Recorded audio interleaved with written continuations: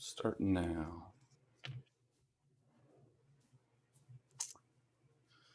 All right, guys, we should be live. We'll give a minute for the YouTube stream to catch up. But tonight we have an interesting stream here where we're going to go into not so much about like crypto mining in general, specific to any kind of rigs or anything like that. We're going to get into a subject that's came up since the Ethereum cat herders meeting that I think a lot of people are very interested in hearing some more detail on, which is the MEV, the miner extracted value. I've heard maximum extracted value. There's a few different usages of that particular reference, and we'll clarify what really we should end up calling it. But bottom line, once EIP 1559 gets in place, now that it looks like it's going to move forward, there is an opportunity out there with a lot of the way that Arbitrage works with DeFi to not necessarily get all of the transactions fees burned. And we've asked Micah to come on and help us give us an overview, not just from talking about it, but actually sharing the screen and showing some detail when it comes to the architecture, and really answer some questions or help us get to a place of asking questions that we can then point back to somebody like the pools, if we're talking Flex Pool or Ethermine, any of the other pools out there, of how they can help get their system set up and configured for the folks that are contributing hash power to those different pools, and we can maximize the opportunity there. I think it'll also mitigate some risk here that I've been presenting when it comes to where hash power will go if the cut is too deep on the Ethereum network post EIP 1559, and hopefully we can get some of those questions answered for everybody. So we're gonna turn the floor over. We got a few other channels broadcasting right now. I know Nimbus has got his up. I think Hot Rods. Yep, got his going, and Mind Your Biz got his going. Yep, DCA is going. So you guys can watch them on any of the channels there too. And we're gonna really turn the floor over. The way this is gonna work is just kind of set up the scenario of what it is, and Mike, I'll go into a lot of it. So it's gonna be a lot of us listening, and then we'll have a part of this where we can go and ask some questions, and we'll open the floor up then. So everybody else stay muted and allow Micah to kind of introduce the process, and let's see what we can learn with this. Mike, I'll let you take over, my dude. Thank you very much. So feel free, if something I say doesn't make sense, go ahead and interrupt me and just say, I don't get it. My goal here is to hopefully educate as much as possible on how these things work. And the reason I wanted to do this is because the other day during the community call, I realized, and I didn't realize this previously, that I think a lot of miners don't fully understand like what's happening in the blocks that they're mining. Like you guys mine a block, and you've got your rig set up, and you're doing you guys are experts at the hardware side. But what goes into that block is kind of something that's just it's stuff, a bunch of bytes, right? And so I think it is very important, I think, for miners to understand what's going into the blocks, particularly on Ethereum, because there is so much opportunity when you're in a position of miner. And that's what I'd like to go into, at least at first.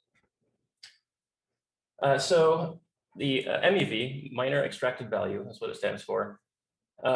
A good short way to define what it means is it represents the total value that can be extracted from the reordering, censorship, or insertion of transactions within a block. So when you mine a block, you have a bunch of transactions that are included in that block.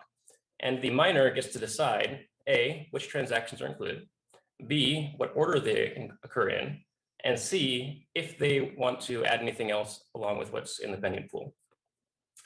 This gives you a lot of power. I don't know if you guys know anything about high frequency trading, but in high frequency trading and like stock markets and whatnot, you have these people that basically pay huge amounts of money to sit very, very close to the exchanges. So they will, run a computer that's, half a millisecond away from an exchange. And the reason they do that is because there's a lot of opportunity for being first, for being the person who can do the thing the fastest. There's huge opportunity.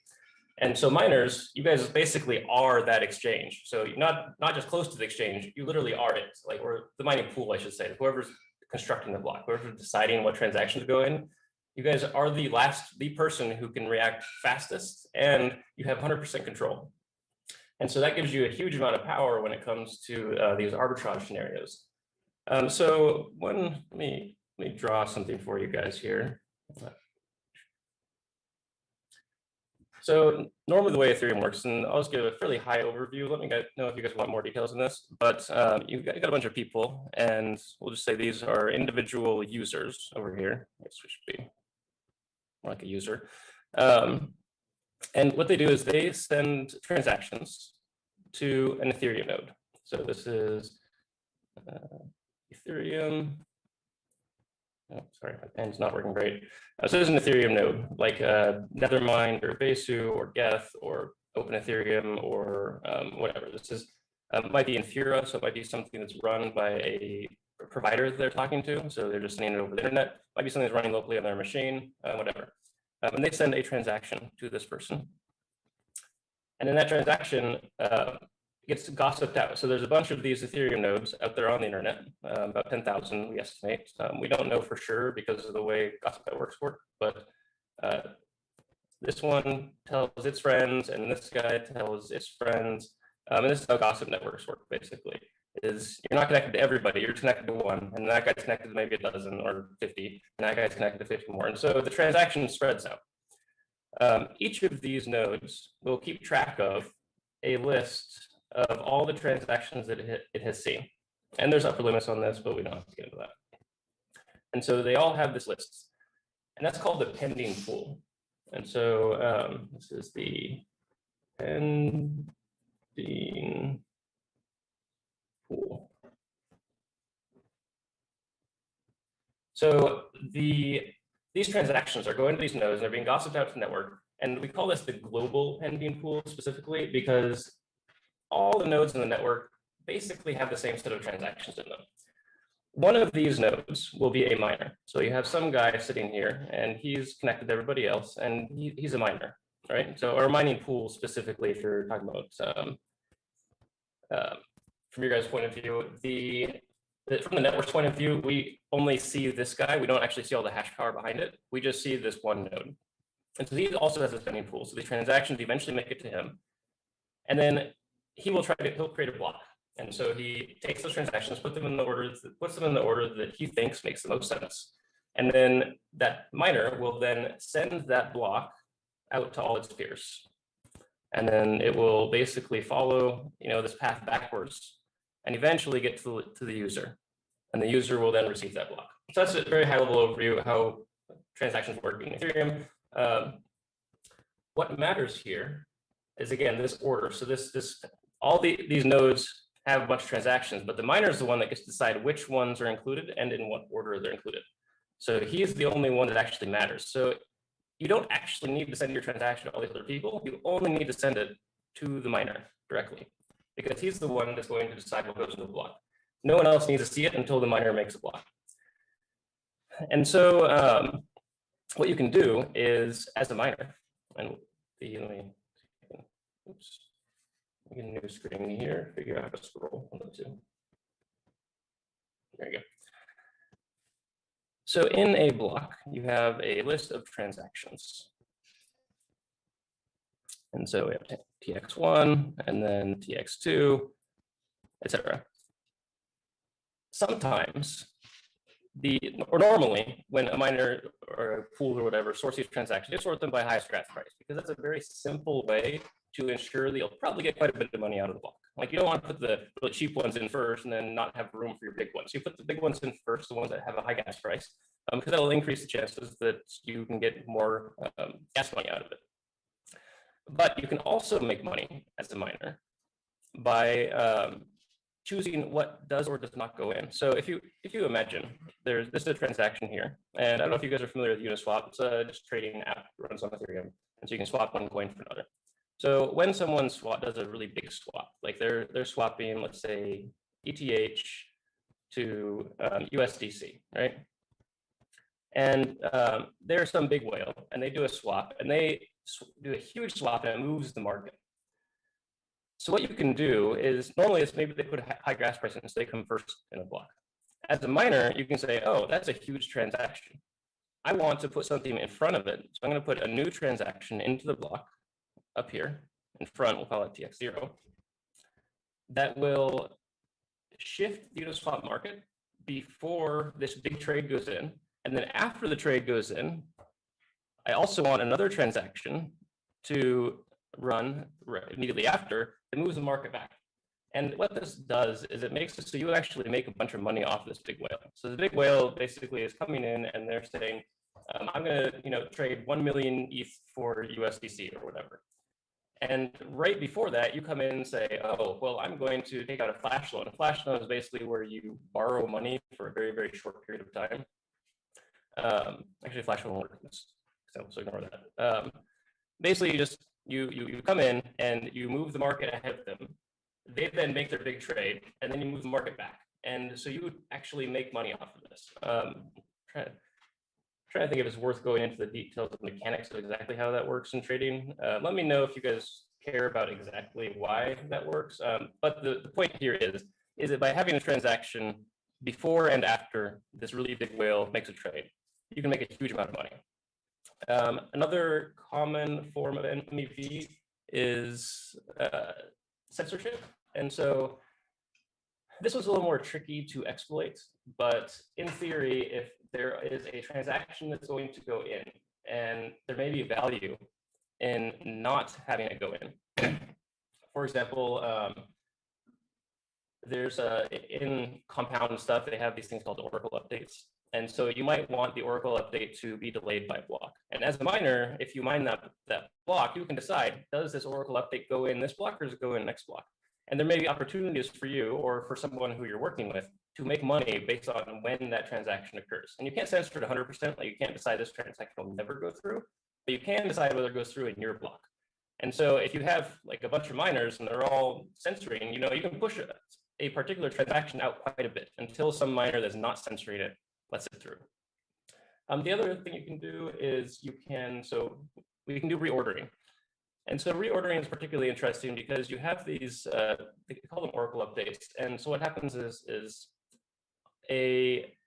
something happens on the chain that is very interesting. And these are, when you guys see these really, really big blocks that have huge amounts of ETH in them, they're usually Oracle updates during like an ETH crash, an ETH price crash.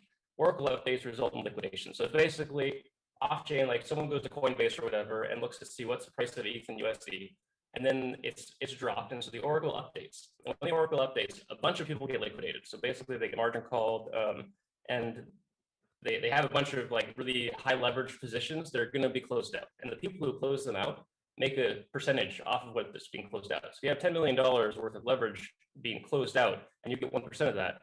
That's a good money. That's $100,000 that you get by closing out those positions. And so this is why you see currently this happens to be a gas price options. And so what happens is someone sees the Oracle update come in, and so we have can do another screen here. So someone sees the Oracle update come in to the pending pool that we talked about earlier. So this is the Oracle update. So this shows up, and this is a transaction. And this shows up in the global pending pool. So everybody sees it because it goes through the Costas network. Like, so everybody on the network sees this at about the same time, and not exactly the same time. If you happen to be closer to, like physically closer to where this sourced from, you might see it sooner. But generally, everybody sees the Oracle update around the same time. And then you have all these bots out there. So you have bot Alice and bot Bob and bot Carol. And they're all waiting to see this. Like they're just looking at the pending pool, watching for this Oracle update, because they know when that Oracle update shows up, there's a lot of money to be made. And so what they do is, as soon as they see the Oracle update show up in the pending pool, they immediately send transactions to the pending pool themselves that try to execute immediately after the Oracle update. So if the Oracle update had a 100 GWA gas price, all these guys would send transactions with like 99.9999 GWA gas prices. And the reason is because they want to be right after the Oracle update. They do not want to be at the same time as the Oracle update, or don't want to be before, they want to be right after. And so they all spam this transaction, these transactions, and they all are for 99.99999 GWay. The reason they're doing this is because, again, whoever comes immediately after this Oracle update can make a huge amount of money on liquidations. And so, and again, when I say huge amount of money, I'm talking in a big ETH price crash, those liquidations can be worth millions of dollars. Like, this is a lot of money that we're talking about here. And so these people will pay a huge amount of money to be the one that gets to liquidate. And so they all throw their transactions out. And then one of them will get lucky enough to be the one that shows up right after the Oracle update. And so maybe Oracle update shows up here. Oops. So the Oracle update will show up like here in the list, and then Bob will show up right here, and then Carol. Sorry, my writing's not great here. And so in this case, Bob is the one who gets to do liquidations, and Bob gets all the money. So there's another form, and so in this particular case, this one's particularly interesting because miners don't actually make much from this one. So this is one of the types of MEV that miners currently could make a huge amount of money on, and they don't. And the reason for this is because the Oracle update is at 100 GWay, Bob, Carol, and Alice, who are all competing to go right after the Oracle update, Bob, Carol, and Alice would be willing to spend like 100 grand to get immediately after the Oracle update.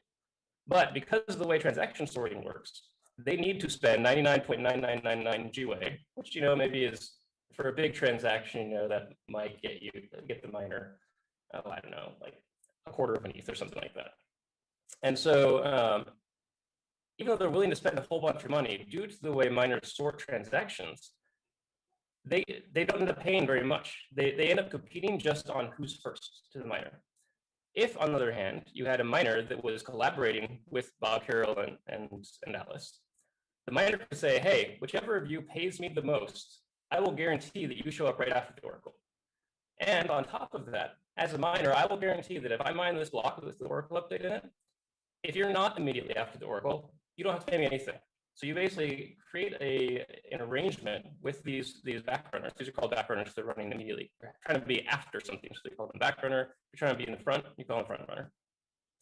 And so these backrunners would be willing to pay a bunch of money, and we just need the mechanism for them to be able to pay the miners, to be able to pay miners a huge amount of money so they can be second.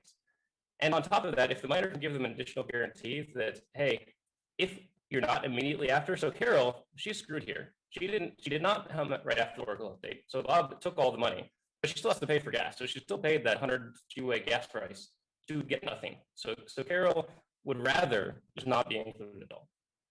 And so the miners and these backrunners can make an agreement where the Oracle goes, they guarantee the backrunners that, hey, if I mine this block, whichever of you gives me the most money, I will guarantee that you show up right after the Oracle. And if you don't show up right after the Oracle because someone else paid more money, I will not include you, so you won't pay anything. And this is a great deal for these guys because they can now bid and they don't have to just worry about chance on getting in. So they can bid for position. And it's great for the miner because the miner is now getting a big chunk of money from these guys. So they're basically auctioning amongst each other. There's another type of Oracle update, just since we're on the topic of Oracle updates. It's very similar to this one, except for the Oracle update. The way it comes in is anyone can take it at any gas price, and those do result in gas price auctions. And so in that case, the Oracle update goes out, and I don't want to get into the details unless you guys want, but it goes out as a signed message, basically. And then anyone can bring that message to the chain. And so Bob, Carol, and Alice can actually bring it with them. And so they can then do a gas price auction, a traditional one, where they just basically bid against each other to get first position in the block. And so miners do actually make quite a bit of money in this one. This type of Oracle update is generally the ones that you see when you see this like abnormally large block, and they happen like maybe once, especially during ETH crashes. You'll see very big Oracle updates, very big blocks in terms of gas earning. And those are usually caused because of this. So it's interesting here for miners specifically. And kind of you guys, this is where you guys need to be watching your pools very closely, is that for the second kind, where it's a gas price auction, it's very obvious that the miner of that block got paid a bunch of money because the gas price shows up on chain. If your pool is coordinating with these people to do this kind of Oracle update, so this one on the left here, the money that goes to the pool is not immediately obvious in the gas price. So the gas price, again, for the Oracle is 100, and the gas price for Bob here is 99.999 or whatever. And this is all you see. And so you look at this and you're like, okay, so as the miner of the block, they got 100 GOA for that transaction, 99.99 GOA for that transaction. Maybe there's a quarter of an ETH in this whole block or whatever. In reality, though, Bob may have paid, if the pool operator was doing this thing I talked about earlier, where they're coordinating with these people, Bob may have paid via another channel the pool operator $100,000, but it doesn't show up in the gas price list. So this is where it gets tricky as an individual miner and participant in a pool to figure out ways you can identify when your pool did one of these side channel payments. They usually do show up in the block, but they don't show up in the gas price. And the way they show up in a block, just to go over this, I suspect you guys will care about this part. So what actually happens is the Oracle update comes in, and then you'll see Bob's transaction where he does liquidation. So Bob liquidate. And then you'll see another transaction after that where Bob sends to the Coinbase of the block. So whoever mined this block, Bob will send money after, like in a separate transaction. He'll send a big amount of money into the Coinbase for this block.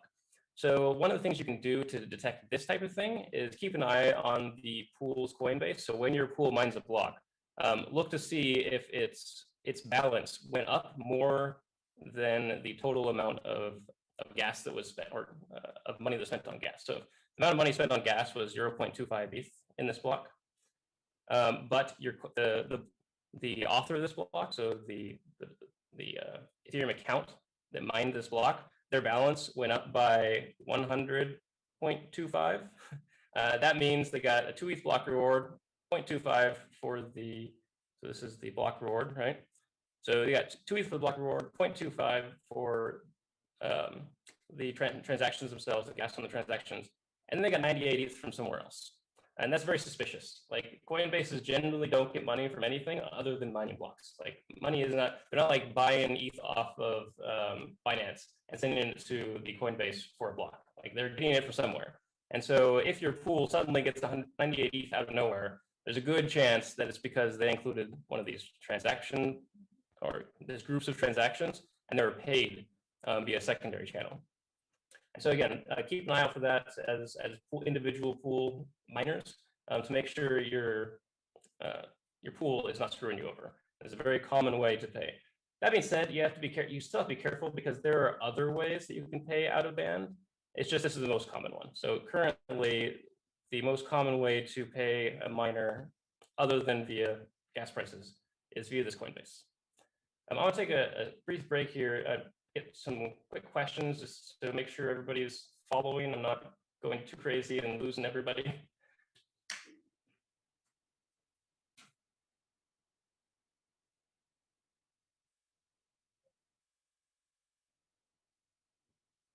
All right, yeah. So I'm gonna jump in here. I got all kinds of good questions, I think. So when you're talking miners, and this is really for the folks that are on the watching out there, we're talking by and large pools. Most of the mining hash power out there, like if I take a snapshot of the last 100 blocks, typically I get around 26 separate block individual addresses or pools. It's 26 to 30. Sometimes randomly we might get up to 35. But by and large, most of this traffic is going to the major pools. So a lot of this activity that would have to get set up would be around the pools. So I'm going to talk from this point on around the setup of the pools.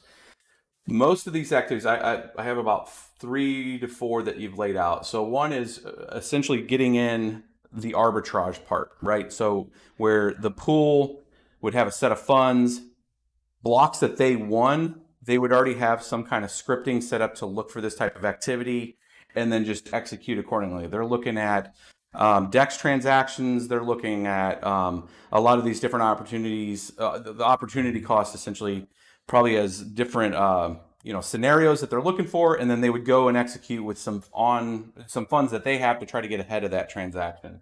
I'm assuming that first part is the way that would work, right? Okay. The second part. Yes, Go ahead. the one small caveat there is sometimes you can do these arbitrages without having any funds in advance. Like there are opportunities that present that sometimes, like those Oracle updates, for example, they actually require $0 of upfront capital. Like you literally just need the right position to execute them. Like you need an opportunity to execute some code, and that's it. You don't need to front any money. You just need to show up and run some code on the blockchain, and miners have the ability to run code for free, basically. You can do a 0 GWay gas price transaction as a miner because it's coming out of your pocket. And so you just run that transaction and you get the money. But yes, some of them also do require upfront capital, and a lot of these people do have some capital they're working with. Yeah, great. Okay, yeah, I wanted to clarify that, and that is a good, from a distinction, from a category standpoint of like these things are gonna, for them to play in this, that's a size of pie that they'll want to have on hand to be able to maximize the advantage on that particular piece there. The censorship transaction piece, we'll come back to that because I got some other different questions around that one. But Sure. So the pools essentially would need to set up a series of business rules, and they probably already have some of these in waiting. I would assume that they're tracking a lot of this at this level, but the real question, I guess, comes down in these little side deals that they could have. And I like that you explained, if you could see it on chain, but I'm almost envisioning, and I would call this would be my, like the, I don't know, white hat, black hat kind of, way of thinking of things on, the DEF CON style, where wouldn't it be advantageous for them to set up something like I would call like an interface agreement or some agreement with some large arbitrage market makers to do that stuff all off chain? And it is one of those things that you would have almost like a cartel kind of set up to where they're just playing a flat fee to ensure that if they do, because it's all predicated on the pool winning a block, right? And none of the arbitrage folks can guarantee which pool is going to get a block, right? That's part of the beauty of random chance. But having a preset arrangement to where they would never expose the fact that they're getting it under the table, right? And this is going to be also a question more for the pool when we get some pools on there. And obviously, they have every reason not to tell us. It's just to at some point, like I would imagine if they're in operation, they have to report their revenues in whatever countries they're in, that they're going to have to at least disclose it at some point of where their revenues are coming from. And as these transactions get larger, as crypto gets larger as a whole, there's going to be a want and a need from their side to be able to partake in this. The real question is how much of that are they actually sharing with the miners? Or, and obviously you can't answer that. It's unanswerable. As you alluded to, there's definitely some risk here that the pool operators may be taking side deals. Like you can set this stuff up to be off chain. There's a few caveats there that kind of protect the individual hashers a little bit. One is that getting in touch with pool operators is actually relatively challenging for backroom deals like this. I've talked to people that have tried, and it's not trivial to approach Spark Pool and convince them to trust you, with some sort of side channel deal. Like you need to convince them that it's worth enough. So Spark Pool is, they're like what 30 or 40% of hashing power right now, and so you have to convince them that it's worth them taking their time to talk to you. And as these arbitrageurs, a lot of them prefer to remain anonymous. Like they don't want people knowing who they are. This is like the arbitrage stuff isn't illegal, but a lot of people don't like it. It's not like a lot of people consider it an unfriendly business practice to be getting in there. And the only reason you're making money is because you're faster than the next guy. Like you're making money off of some poor sap who just did a big trade and didn't realize that he needed to be more careful with it. And so a lot of people like to remain anonymous, since they don't have like these big public profiles. They don't have a YouTube channel where they're talking about how much money they're making. And so when you email Sparkpool or whatever, and you say, hey, I want to, make an arrangement with you, you don't really have any proof that you're willing to share that shows that you can make Sparkpool a lot of money. So it's hard from like a human organizational standpoint to make these connections. That doesn't mean the connections aren't there or they won't be there. It just is hard to do it. The other caveat is that Sparkpool is like, the arbitrageurs also don't trust Sparkpool. So, Sparkpool maybe gets an arrangement with you, but you don't know who Sparkpool is. You don't know who the operators are. You don't know who's running it. And so it's possible that Sparkpool says, yeah, go ahead and send us your transactions. We promise we'll include them. And then they just don't. Like, oh, we didn't mind the block, or, oh, someone else paid us more. And really that's their own thing that they're running on the side, where they're just taking your stuff that you're giving them and they're rerunning it as their own. And so it's this kind of weird trust relationship where neither side trusts each other, and it makes it hard to coordinate, even though coordination is very possible. I don't want to discount that. It's something that we should all keep an eye out for and try to spot when it happens. But keep in mind that it's not simple, like just again, from the human standpoint. The other issue that makes it a little challenging is because as an arbitrager, you want to have these arrangements with basically every block producer. You don't want it to just be Sparkpool or BBT pool or F2 pool or whatever. You want it to be all of them. And so because there's not a huge number of miners in the top 90%, but there's enough that having all those kind of separate contracts becomes complicated. And again, this is the human aspect complicates things, because it's hard to manage that many contracts with that many individuals, especially when these guys, are software, like people who are finding these things are generally just software engineers. They're not like these big companies.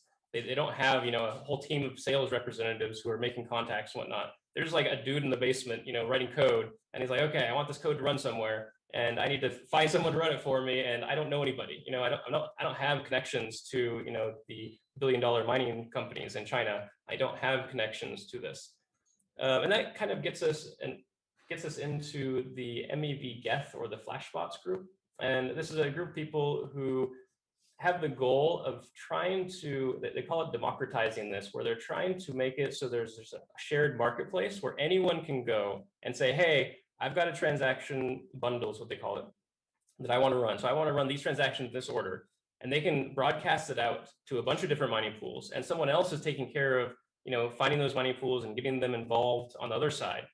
And then it's more of like a marketplace. And so the advantage of a marketplace is that it's a little more out in the open. And so you can see it, which makes it a little more easy to tell when one of the pools is perhaps cheating. And if the pool is cheating, then you stop communicating with them, because we have, all these arbitrageurs are sending to this marketplace.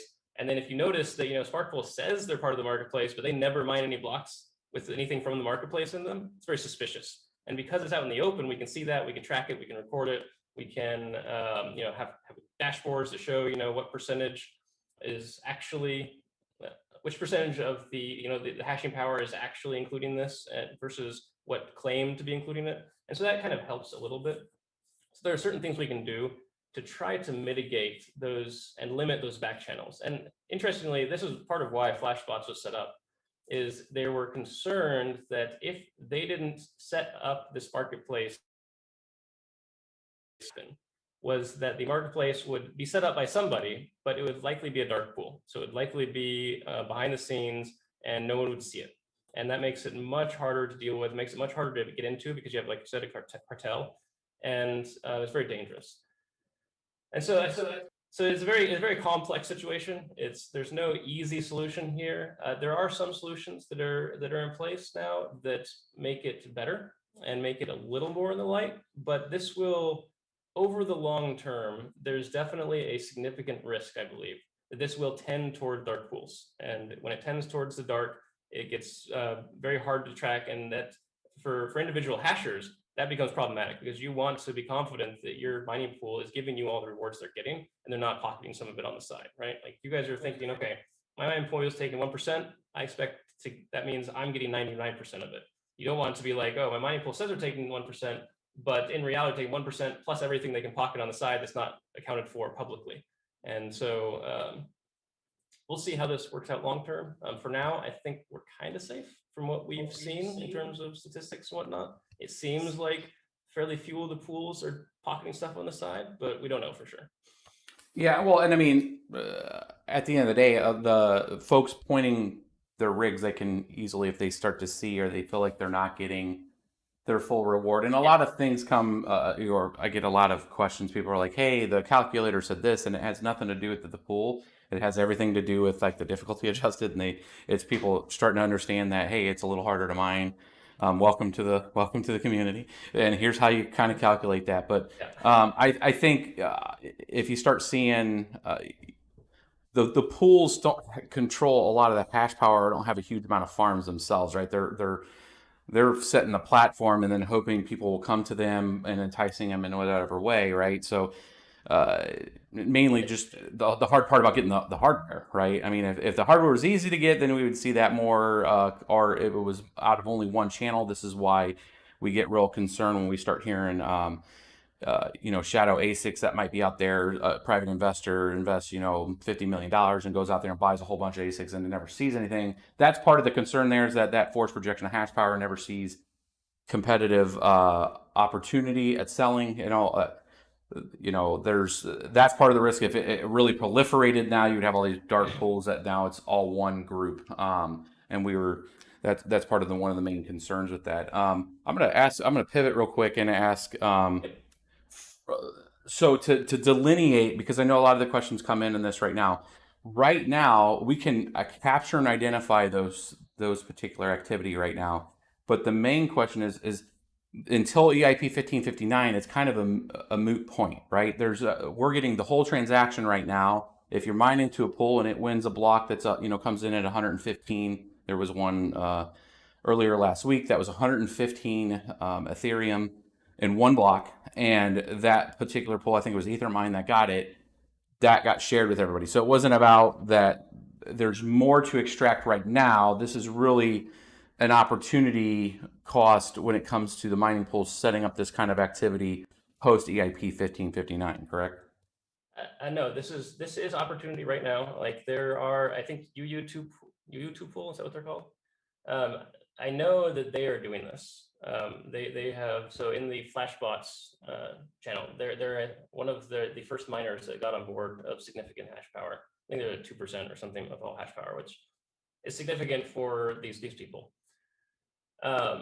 They are doing this right now. So they are, taking these requests from Alice, Bob, and Carol, who are all competing, and they're taking a side channel payment in order to allow Alice, Bob, or Carol, one of the three, to choose how transactions are ordered within their block. So basically, UU2 pool is saying, hey, we'll do transaction ordering the default way, but if someone's willing to pay us more than the default gives us, we'll let you order the whole block. Like we'll let you decide exactly what goes into this block, as long as you give us more money than we would get from mining the block by ourselves. Like, so they just take the naive strategy by default and then let anyone pay them to choose the order of their block. And any mining pool can do this right now. I think the flashbots currently has a closed alpha, so they are looking for mining pools with significant hash power. So you've only got 0.0005% of hashing power. They might not let you in right now. I think they plan on opening that up very soon to be open. The reason they did a closed alpha is because just from a support load standpoint, they didn't want 10,000 individual miners all asking them for help while they're still debugging their tools.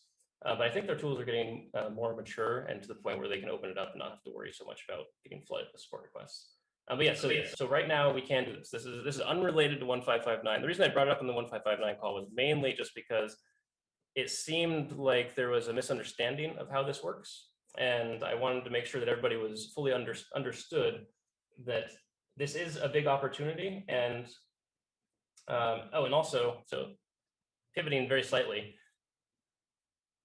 when it comes to 1559, so circling back to the 1559 debate a little bit, that big block you saw, the 11 ETH block or whatever, if that block were to come in, actually, do you know what the normal, like right now, what would you normally get from transaction fee revenue in a block?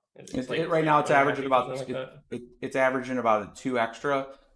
with the spikes. Like when this price started Okay. going down, it was around 8 or 9 extra, which was a total of like 10 to 12. Okay. But average right now is 4, so an extra 2. Yeah. Extra 2. Okay. So right now you get an extra 2. So when you see those giant blocks come in, the most likely, I'd have to look at an individual block to tell for sure, but most likely post EIP 1559, you would still get most of that. So you would lose out on that 2 extra, like the normal part, like whatever is average for that time period. So if it's about 2 per block on average, that's extra in terms of the fee revenue. That's what you lose to 1559.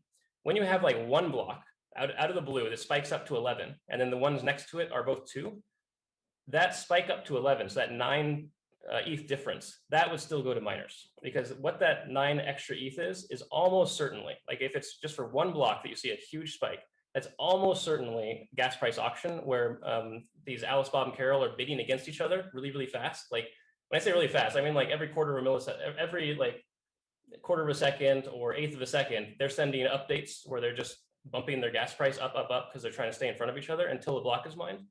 And so they're participating in this very, very fast auction that happens when those Oracle updates come in. And that auction is all in the inclusion fee or the miner tip. So that part is still going to miners after 1559.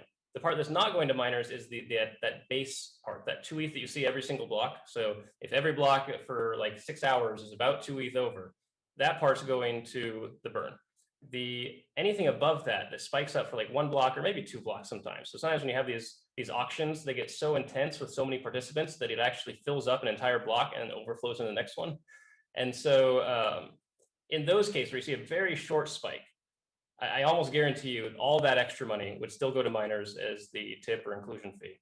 And so again, that's in your example, like if it's an 11 ETH block, that means, if it's 11 ETH transaction fees in a block, that means you've got the 2 ETH base that's going to be burned, and then 9 that's going to go towards the auctions. And that, again, all goes to the miners.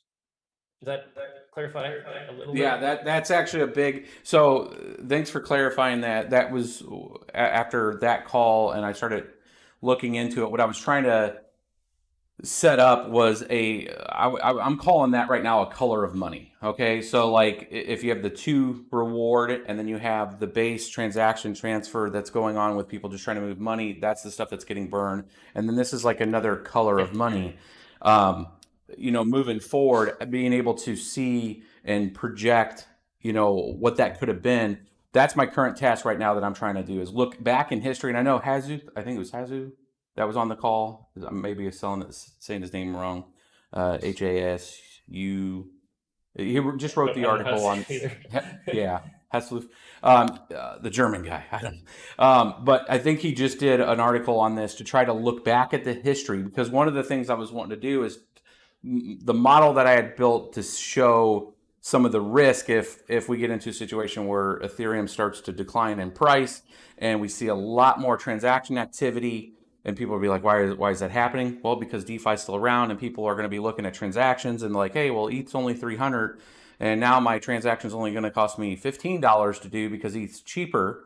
And now the volume side goes up. Part of that model is that now we're looking at 10 ETH blocks, 12 ETH blocks from a transaction value. And then if that snaps down to 2, that was part of the risk of like you could have like 70% of the hash rate drop off by June if the ETH price was way down. That was just one of 10 models. But what needs to happen is that model needs to be updated to delineate the color of money there. So if that 10, if 8 of that is stuff that would still be included, that completely changes the model, right? So that's an important detail. It's not too hard to tease it out. Depends on, like, there's like the easy tease, like where you can just tease out, kind of get a ballpark for it. And the way you do that is just by looking at the average, gas transaction fees volume per block over like a period of time, and then look for outliers. So any block that's an outlier relative to the blocks around it is almost certainly all going to the miners in the end, even after 1559. So that's the easy way. That gets you kind of close. There are more advanced techniques you can use where you can look at each block individually and then look at all the transactions in that block. And if you see like usually in a block, you see the transaction fee per transaction. Like it'll be like 100 GWay, then 101, then 102, then 105, then 110. And if you see a big jump up to like 1,000 at the top, that 1,000 at the top is almost certainly someone participating in a gas price auction or doing something that is out of line. And so that gets you a little bit closer. And there's more advanced techniques. I think this is kind of what Hezu got into a little bit in his article. I think he was doing some of the more advanced stuff where he's trying to pick out the flashbots. People also have some tools they use to try to identify these front-running transactions and the back-running transactions and all that stuff. It can definitely get complicated pretty quickly, but you can at least get close by just looking at the average block price and then looking for outliers. That gets you into the right ballpark. So this is, my mind's already going with what my next steps are. So there's that part from the analysis from the history that I want to do, but I think there's also an opportunity that, so let's say ETH call next week goes 1559, it's moving, right? Next steps after that are obviously dropping stuff to testnet, correct? I don't think, and I don't know if there's an opportunity, if we have the ability, let's go this way, because I don't think the whole DeFi network's all on a testnet, right? We haven't forked the testnet to have all that level of detail. But in theory, couldn't we have some unit tests that would go out there and emulate those type of events on testnet right now to validate that the size of pie or the color of money based on a series of high volatility times, and then we could start to delineate like, hey, in this time series over a weekend, something occurred and now we had this spike. Here's the transaction burn, here's the remaining mining inclusion. I would assume that they have a unit test or some series of tests that they're going to be able to validate at least the transference of that. That would be a very critical piece to the mining community to be able to see those test cases on a live testnet. I don't know if that's part of the stack or not, but I'm thinking forward. We've talked about it. So currently when we do testing, the testnets tend to have very different transaction volumes than mainnet, obviously. Like not only in terms of volume, but also in terms of what's included and how people participate and stuff like that. Like it's a very different environment. And so just looking at a traditional testnet doesn't give you a representative example of mainnet. That being said, very recently we started talking about doing a new type of testing where we actually run a mirror of mainnet basically that runs under new rules. And I don't know if this will make it in time for London because it requires infrastructure to build this type of testnet. It's not terribly complicated, and I'm personally hopeful, but I'm not a core dev, so I'm not the one who actually has to do the work. I just talk a lot. And so if we can get that type of testnet in, then that would help a little bit, but there's some caveats there with 1559 specifically. And the main thing with 1559 is that right now, the way gas pricing works is when you decide what gas price you're going to set. It's like you say, I want, I need to decide how much I'm going to pay for this transaction. What you're trying to do is you're trying to guess how much everybody else is going to offer to pay for a transaction in the next block. And then you want to beat them by as little as possible because you will pay as much as you bid. That's what you pay currently. And so the model right now encourages people to try to estimate future transaction prices and then beat them by just a little bit. With 1559, this is the big UX improvement that everybody's talking about. With 1559, the model changes. So now you are saying, I am willing to bid this much and I will not overpay. So now I can just say, you know what? I really want this to go through. I'm willing to bid 1 ETH. And you can bid 1 ETH, and if it only costs like 1 ETH per gas, and if it only costs you, 1 GWay per gas, then you only pay 1 GWay for gas. And so the users that we're seeing are operating right today on mainnet in a certain mental model of how they choose their gas prices. And after 1559 lands, that mental model of how they choose their gas prices changes pretty significantly. And so it's not totally representative. That being said, there is still value in what you described, because we can at least get a good idea of how much people would have paid, kind of. Like we can get a ballpark via modeling. And I think we can actually do that via backtesting as well. I don't think we need to mirror live mainnet to achieve that type of backtesting. And the reason is because we can look at the transaction history and how much people paid for each transaction.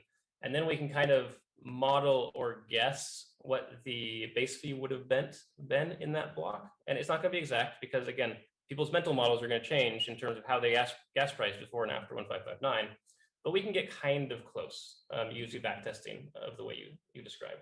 And interestingly, that same backtesting model works just as well as a forward testing model. And so we don't really gain much, I don't think, by doing testing live on mainnet for that particular thing. Like we can just look at the blocks after they're mined and we'll get the same amount of information. There's not additional information that we can get from the pending pool.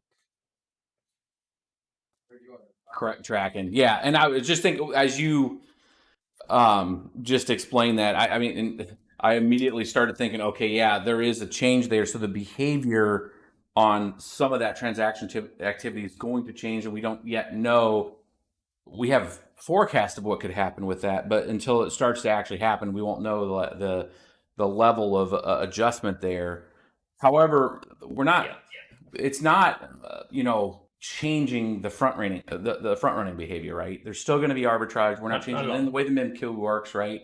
So there's still going to be that activity, right? So that all that activity will still be there. You guys, miners will still be getting the bulk of it. Like when you have these people that do these front running transactions, I've seen them.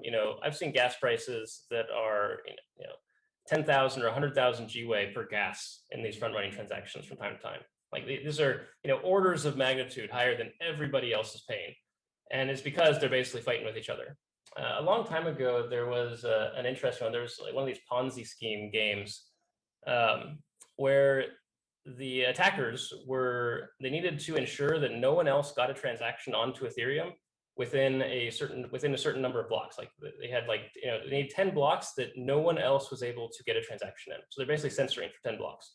In order to do this, what they did was they just basically outbid everybody for 10 blocks. And so they paid a huge amount of money to make sure that no one else could use Ethereum for like 10 blocks in a row or whatever it was. And because of that, they were able to then make, it was like $3 million or something at the end of it. And so, those people, they don't care about the base fee at all, because the base fee, if it's 100 GWay, like they're like 100 GWay, I'm paying 10,000 GWay per transaction for an entire block. Like I'm paying, 100 grand to ensure these blocks are full of my transactions only for 5 blocks. And so it ends up that for them the burn is just totally inconsequential. Like it does not change their strategy in the slightest. Everything they do is identical to what it was before. Their behavior will not change. And so that's where if we can identify that colored money you were talking about, if we can identify which of these transactions are that kind of darker color, the black hat money or whatever you want to call it, those transactions, they will not see a behavior change. They are still going to be bidding exactly the way they do today. Like they are not going to, I don't even think it's like 1559 has new transaction types, so people have to update their tools. I don't even think that those people will update their tools. Like it's just not worth it to them to put in the 10 minutes of engineering effort required to deal with the base fee. Like they will just completely ignore it. Yeah, and that's why I think it's important, especially from just a transparency and understanding for people to. And I don't know, maybe that phrase will start to catch on, the color of money, but that's essentially what it is. It's a category based on a set of rules, and there's a separation now because one of that category is now going to be burned. There's this other category that's still going to be around. But if we get an instance where we start having a dashboard and we see a gap like that, when we see a big block come in and all of it got burned, and people are like, what the hell? What changed? That's a very important distinction to know that, well, they just did everything through just straight gas prices, and that's going to get burned because that's that color of money, right? So there's almost like a key or a dashboard that will get hopefully identified on some of these pools. I can just imagine a pool.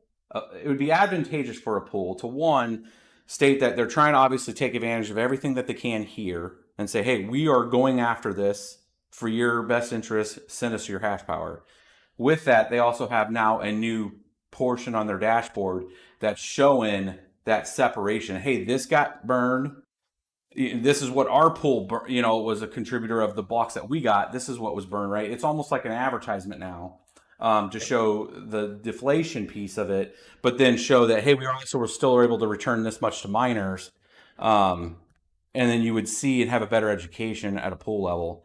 And this is really good that we're having this conversation, because the next kind of call I want to have is with pool operators, and then just kind of go back to this. Hopefully they can pre-watch this to get a better understanding. Yeah,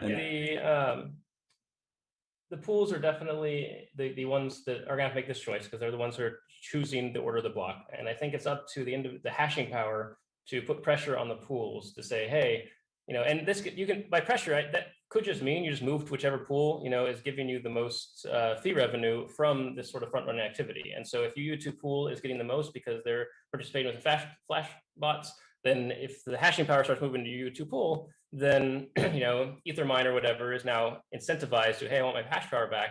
In order to do that, I need to invest resources into making these connections, getting in on this front running stuff, getting in on the back running stuff, getting in on the transaction ordering, and caring about those things. And so miners themselves don't need to fully understand it. They just need to understand what to look out for. What does the average GPU miner, home GPU miner, need to look for in a pool, and how do they identify which pools are give them the most reward based on which pools are the best at doing this front running stuff and the back running stuff and the MEV extraction.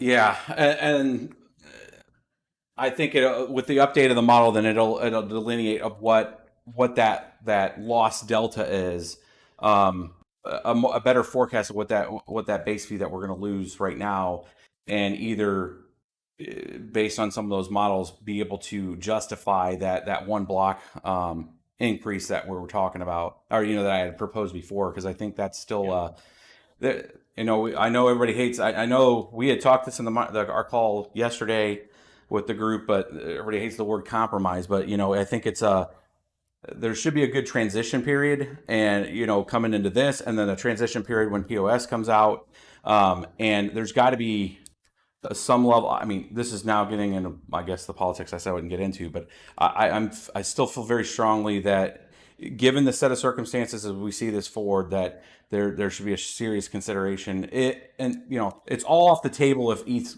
10 grand, right? If we come into July, profitabilities will be through the moon, and it's going to be really hard to justify to increase also that reward. But I'm looking also from the security side of it, and that any retraction of hash power in a proof of work element is, in my opinion, a bad thing, and a risk. So I think it still needs to be out there. I'll still be pushing that all the way to probably the day they go live, to be pushing for that that +1 block reward. We don't have to get into that now here. I know there's no real influence to push on that, but now I'll still talk to that. But the models should be able to just plainly explain if that's a requirement when we get near there. It shouldn't be a huge update for them to make sure that they can implement that. And hopefully they bring it up in the ETH call next week. But the data's got to, the data has to line with it, at close to time. So it needs to be.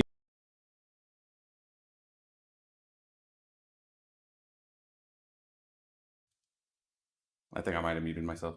Yeah, I think for miners wanting to convince the core devs to pay more, I think the number one, the strongest argument that can be made is if you can show a credible threat.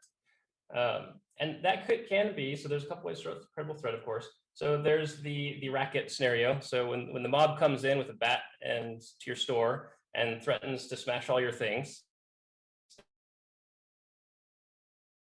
a credible threat, and the person will pay you racket money, right? That's not a very friendly, of course, way to make a credible threat, but it is credible. The other way to make a credible threat is to show that, if you don't, pay more for security, it is likely these bad things are going to happen, and be able to, prove that in some way. One way to do that is, so hashing, significant, as I mentioned in the call, significant portion of hashing power going to nice hash, especially 50%, is a very credible threat. Like that is exceedingly dangerous to Ethereum. And so the trick is showing that that is likely to happen. And that's where, like I mentioned, things get much more fuzzy. Like when in terms of proving that's going to happen, it requires forecasting and modeling, and everybody disagrees on exactly what should go into the model and what the inputs are and how the model works and whatnot. And so that's more tricky. But that is a good, if you can somehow prove that, like prove that 50% of hashing power is going to nice hash when 1.59 lands. That is very dangerous, and the Ethereum devs will need to watch out for that. I think the challenge that miners will have is convincing people that will be the case. Like it's hard with just models to convince people. As we see, you've got global warming models and not everybody believes them. Some people, there's a dozen different models. You've got COVID models and not everybody believes them. There's a dozen different COVID models. Like it's really hard to convince people with models alone and forecasting alone. And it just makes it challenging. I'm not saying it's impossible, but it's very hard. Whereas if you actually physically see, 50% of hashing power in nice hash, that's very convincing. Like it's like, okay, this is a real thing. Like that can happen. And so, hypothetically, one way miners could potentially do that is by all coordinating and just saying, hey, let's all move our hashing power over to nice hash for, a few hours, just to prove that that is a real scenario that could happen. Like prove that miners have the ability to coordinate and have the ability to, you don't lose much money. So like nice hash might not pay as much as self-mining or pool mining, but at least it's not totally knocking your profits out. But just showing that you can move all your hash power, quickly, turns it into a credible problem, and instead of just a forecasted problem or a modeled problem.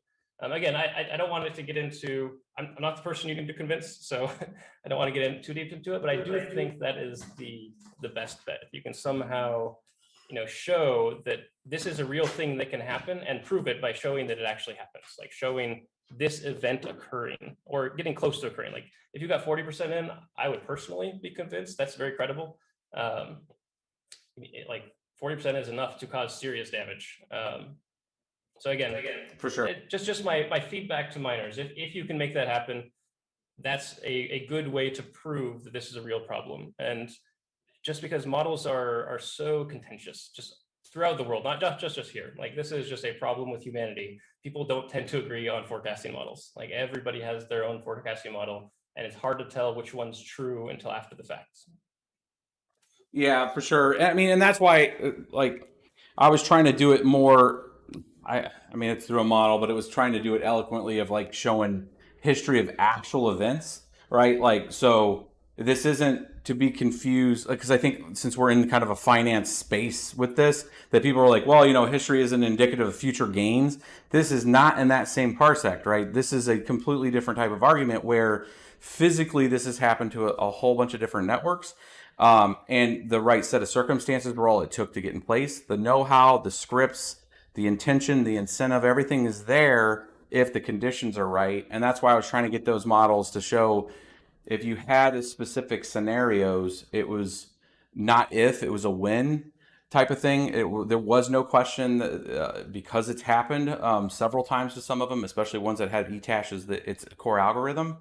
The other counterpoint was that they would put in a 51% resistance as part of that, right? And then just omit the whole thing about paying miners and then put like MES or gravity well or something in there that makes it a hard exponential to do that. But that's like a level one, protocol change. And I would think that, they thought changing the algorithm was an adjustment. You're effectively adjusting the way things work if you start trying to put in some kind of resistance feature in there. And I'm like, at the end of the day, it's like +1. Like you're gonna potentially burn a lot more than that. So it was kind of a compromise, as it were. But if tomorrow there's an EIP or a stop EIPP / go put all your hash on nice hash, I'm not saying I'm pushing everybody to do that. I'm just saying that what will happen is the natural order of things is somebody's going to see an opportunity, and if that opportunity is worth it to some individuals to start spotting up that pricing, there's just a lot of people that are not watching this channel, that are not paying attention to anything besides their hash rate and their returns, and are going to look where that highest return is. So the incentive is out there to push, a big bid order for a couple days out on NiceHash for $30 million, and you're going to that the way that information travels in the mining community is quick and fast, and people immediately will start to switch over to it just because they're going to chase those profits. So that's where it was at. I mean, again, things knocked that model off. The price of Ethereum, which nobody can control, I don't even think artificially, when things are changed, that changes the models too. So, but all we can do is we have the forecast, we have an actuals that we'll keep putting in, and we're going to just talk to the latest estimates, and I'll just keep on that focus to make sure that it's heard and they're tracking it. It's in their best interest to track it, right? I mean, nobody wants to see anything bad happen with it, and they should keep their eye on the wheel. I mean, it's just. I think some of this discovery that we're looking right now with this MEV to see how malleable it is on, some of the previous history is key. Showing that color of money is key. And then those models will be updated with history, just like the people moving to NiceHash potential. The previous MEV data being applied to what has been, awarded. I'm already looking at, pulling all the blocks in, who won the blocks, what's the color of money on that, and then what was the real returns based on that, and then show that delta. And if it's not as bad as people think, with how big of a slash it's going to be, it might change some mindsets. Again, it's still a cut, but who knows? I mean, a lot more transaction activity. There's a lot of other positive things also that come out of people being able to use Ethereum that might drive up more opportunities like that. But just the best way we can do is put out the content out there and inform people. Yeah, I would personally, just from a security analyst point of view, I would love to see someone put out a giant bid on NiceHash and see what happens. I'm very curious, honestly. Like, ignoring Ethereum safety and all those things, I think it'd be fascinating to see what would happen. Like, exactly how fluid are miners? Like, this is something that's kind of amorphous to me, and everybody has different claims on how fast miners can move hash power or do move hash power, and how fast information travels across the network. I would be fascinated to see, what would happen if someone just said, hey, I'm looking to buy, 200 terahashes per second on NiceHash for an hour. Like, would they get half of the hash power? I don't know. I honestly don't know, and I would love to see that. The other thing that I think is important, circling back to the MEV stuff, I think it is important and valuable, and I don't know if anyone's done this yet, to keep an eye on, to build some sort of dashboard or something that keeps an eye on how much money the blocks Coinbase made beyond the transaction volume, because that kind of is an indicator of that back channel payments. And I think it's very important, especially again for individual hashers, to know, is their pool getting back channel payments? And if so, are those back channel payments getting paid back to the users of the pool? So if Ethermine is getting that 98 ETH in a block that didn't show up in a transaction fee, is someone noticing that? And if they are noticing that, are they verifying that Ethermine then paid out more to their miners for that block or not? And I don't know the answer to this. Maybe the pools that are getting these back channel payments are already distributing them to their miners, or maybe they're not. This is a big question mark for me, but I think it'd be very valuable and something that is definitely in the best interest of individual miners to figure out and monitor and track and share with each other, let each other know, hey, Ethermine made 100 ETH in that block and it just disappeared, versus, Sparkpool made 100 ETH in that block and their miners got paid out more. And just be able to see that and track that and share it, I think, is very valuable. Yeah, and I mean, now the way you explained it, I think it's just dumping that data out and then looking. I mean, I can hit the Etherscan API and probably pull that in there and just put that rule in there. I mean, obviously there'll probably be some massaging that'll have to be on the data cleansing side, but yeah, I mean, now that I know what to look for there, because I was not tracking that, I mean, I'd probably put that together at least a rough draft, and then make it to where people can see it and see how it came together, and just point it out, saying, hey, no, you're wrong here. This is normal. This part is, and then use it as a community build. I'm interested to see that too, and not to call out any pool. Hey, here's the deal. I know there's maybe some pools watching here. I'm not going to call you out on it, bro. But like once we get it, like if that's a thing, like for one of the pools there, it's like the cat's out of the bag. What happens after that, right? Because I wouldn't call it bad press at the first part, because I would say it's an opportunity cost. And now that they've had X amount of time on that opportunity cost, and if that cat comes out of the bag, then maybe their movement after it is like, we put some effort to it, and we understood what to do, and we made some extra money from it. But from this point on, we're sharing it, my dudes. So that behavior self-corrects, since they're consuming our hash power. Because if it doesn't correct, we just move our hash power, right? Yeah, definitely. Excellent. I'm going to open the floor real quick. We've been going for about an hour, 10 minutes. That way we don't have to, cause this one to be like our average stream time, which is about 2.5 hours.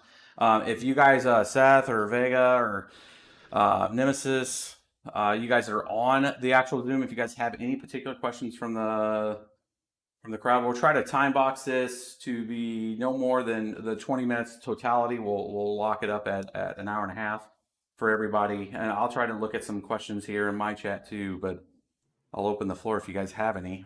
And it's okay if we close out early too, if we don't. Yeah. Just a brief question, just a clarification. First off, Micah, thanks so much for your time. Thanks so much for being willing to hop on a sort of a panel chat like this. This is awesome. No problem. Clarification from the chat on my stream is just the name of the pool that you mentioned a couple times.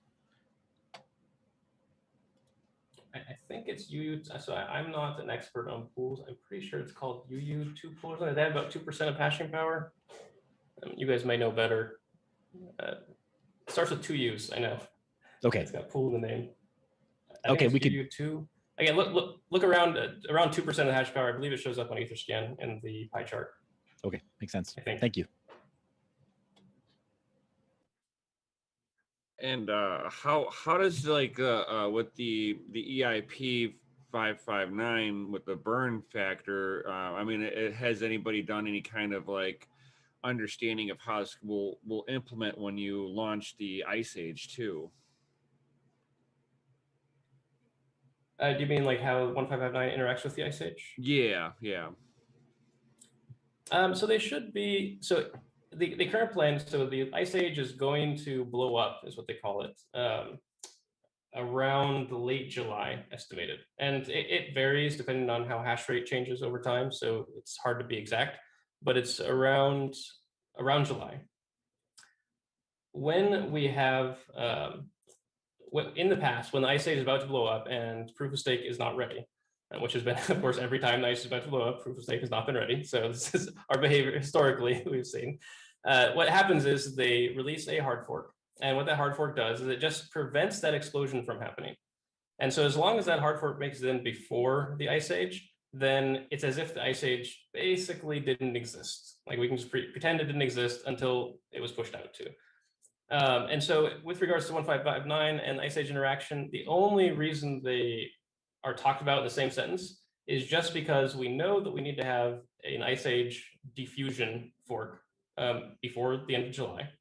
And if 1559 is decided to be included and ready to be included before then it makes sense to include it in the same hard fork, only because coordination around hard forks is complicated, like making sure everybody knows to update, and like there's a bunch of communication needs to happen, a bunch of coordination between the core devs. Like it's just a complicated process.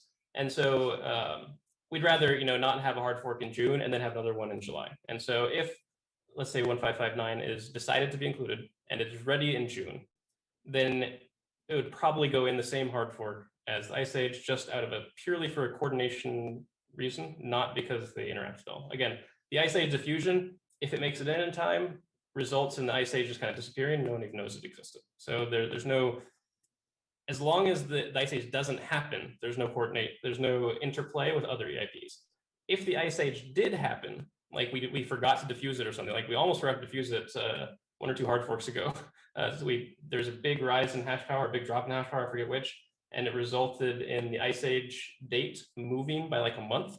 And no one noticed it until like, it was a week before, 2 weeks before, or something like that. So it's like, hey, the bomb's about to go off, so we should diffuse this. And so they had to rush to get a fusion out. But anyways, if we forgot the ice age or didn't diffuse it or something, then there might be some interactions because hash rate changes, block times change, stuff like that.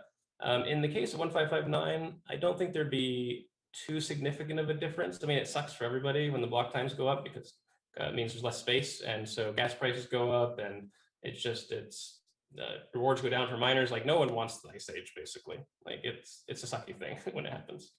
Does that answer your question? Yeah, that answers it really good. Thank you. I had a question come in from my chat about are you part of any of the flashbots activity, Micah? Are you talk to those guys and those devs? Do you know if they're gonna release when they're gonna release that Geth release? I do talk to them. I've been hanging out with them since day one. I'm a big fan of the work they're doing. I've always known this attack vector was there, and I was always worried that it would end up in dark pools, like I mentioned earlier. And I would rather not see that happen. I'd rather see it end up in light pools. That being said, I am not privy to their internal roadmap if they have one. Last I heard, they are working on getting it out to public so anyone can use it. And again, the reason they went private alpha, I just want to make this clear to defend them a little bit, was just from a support standpoint. Like if they launched it and you had 1,000 miners all individually emailing them saying, hey, I need help, hey, I need help, hey, I need help, it's overwhelming, especially when you have an early alpha and there's lots of bugs. And so they intentionally targeted just a few larger pools. I think UU2 pool or UU pool was one of the ones that agreed, just so that as the bugs came in, they could manage them. And now that they're to the point where they haven't received a stream of bugs, I think the plan is to release that to a larger audience. It's not because they want to, this is like a big boys only sort of thing. It's not because they only care about the big people. It's purely just from a project management standpoint. That's the only reason they did a closed alpha. Cool, thanks. Yeah, that was a question that came in. Most of the other stuff's been pretty straightforward. I mean, obviously we have folks in there that are still obviously upset with 1559 on the burn stuff, but I think a lot of it's also just understanding, what is the real impact, and that's kind of my next steps to see, how really truly how deep is that cut given the MEV activity. I know So let's put it this way. A lot of people will get confused on it because we've all known that there's arbitrage activity, right? That's part of the whole automated market maker. I've read the various engines that are out there. I've looked at the math to try to understand like transaction ordering. I got that. Like I've been tracking that since day one, right? That's how we make money when it comes down to how the order select works with a pool. I guess the delta was the fact that there's a consumption version of that, like a read only, and that doesn't work. And then there's what the actual maximization of that is where you are actually influencing. Once you have that right to that block, you are now making changes to it, right? That's the delineation from what the typical person understands of transaction sorting. And then this other MEV activity is where now that you've gotten the rights to write that block, you have some scripts off to the side saying, hey, cool, I've won this block. Here's what's in the mem queue. I can now go execute these other things because I know what I'm about to put in here, and I can get ahead of it. I can get behind it. I can do other activity that now maximizes the posting of that block. Is that a good representation of that difference? Yes, that's definitely a good representation. So a little fun side story. So yesterday or today, there was an arbitrage opportunity, and some people may disagree with me on the term arbitrage here, but in a permissionless world, we'll call it arbitrage, where someone arbitraged basically for $14 million. And this happened like 3.9K ETH, 2.4 million USDT, 650,000 USDT, 250,000 DAI in one transaction. So one transaction was worth $14 million. And hypothetically, whoever mined that block could have seen that transaction and said, hey, that's a big arbitrage. I'm going to do that instead. And so they don't include that transaction, and instead they include their own that does the exact same thing. And now the pool just made $14 million in one block. Like that's kind of the best case scenario. And these things happen fairly regularly. It's like once a month we see a transaction like that, like this giant transaction where the author of the transaction started with $0 or some small number, and they ended the transaction with like millions of dollars. And again, like once a month we see these, and that is there. It's challenging, so that requires quite a bit of software engineering work to capture those. And this is part of why the flashbots exist, is to make it so miners don't have to be those software engineers. You can have a marketplace, and so the miners would be like, hey, I'm auctioning off of my blocks, and these other people who find these opportunities can say, hey, I'd like to buy a position in the block, and I'll pay you $4 million for it. And so the person who found it, they still get $10 million, and the block producer gets $4 million, and everybody's happy. And that's kind of the peak. Like, I don't think I've seen anyone doing arbitrage and that sort of thing, but it's hard to tell because it's possible that someone did send that transaction, and then there really was a miner who swapped it out for their own. And what we're seeing is actually the miner who just made $14 million. And in this one, I don't think that was the case. But again, this would be, look at the Coinbase. If the Coinbase went up in value by $14 million in one block, then they probably, did one of these things. Either they found it themselves, the opportunity, and they executed themselves, or they saw someone else executing the opportunity in their block, and they're like, no, I'm going to do that instead. And so that's kind of the perfect end goal. If you had a giant team of software engineers and you could build everything overnight, and that's what miners, I think, would want to be doing, is taking advantage of those opportunities. Those are the best ones. They're the hardest to leverage though as well. And so it does require some software engineering. And again, this is why Flashbots is here, is to try to make it so the software engineers can coordinate with the miners or the mining pools, so everybody can win in the end. Yeah, I would think in running just the theory of that forward, that it would be something that you would be like cherry picking, because you wouldn't want to create an environment where there's a balance to it, right? So if that was happening, and let's say the pools got so smooth at doing that and just front running all these awesome transactions as people are finding these opportunities, miners can just step back and just wait for them to come in. They don't have to do all that research and find that. And then they would just start swapping and replacing, because they get the right to win that block. They look at the transaction order set. I mean, mind you, they have to do that right now with 15-second block times. Otherwise, they have a chance of orphaning, right? So you have to make that decision immediately, because every second you're competing with somebody else finding that same block, right? And then you're in a race condition to produce it, right? And then you could orphan that, and then you take a huge risk. Yeah, you could take a huge risk on that, of locking your transaction up, because now somebody else got the block ahead of you, sorted it differently, and the arbitrage didn't work like you thought it would have, and there's risk in there, right? Usually what happens is the miner will mine just the fastest block they can. So they just do the default sort and send it off to the hashing power. The block producer will produce the fastest block they can, send it to the hashing power to start hashing it. And then while the hashing power is hashing that block, then they'll go work on a better block. So then they spend, like, I think Geth spends about 3 seconds building the next block. And then they send that to the hashing power and say, no, mine this instead. And then they work on the next block. And so you generally don't have to worry too much about uncle risk with these things, because what you're doing is you're starting from the default state of, I want to mine a block, that's what I care about. And then you escalate once you've got a block started on your hashing power. Then you work on, okay, now I got a little bit of breathing room, because my hashing power is all working hard on the next block. I have some breathing room. I'm going to start working on the next thing. And so it's not, the uncle risk isn't too bad there. As long as you engineer it right. So this is where, you need experienced software engineers to build, like MEV Geth. This is the thing that AlphaBots produces, tries to do this in a way that does not negatively impact uncle rate for miners. Yeah, no, it's good and interesting, fascinating stuff. It's going to be a good, I think, single episode that I know I'm going to do. I hope that some of the other folks on the channel and folks that are watching that couldn't join us tonight on the recast take their unique creative approach at explaining this, because I think it's it's kind of like an Ocean's 11 type of thing. You could really dance this up to be very entertaining too. on the opportunity Yes. there, right? So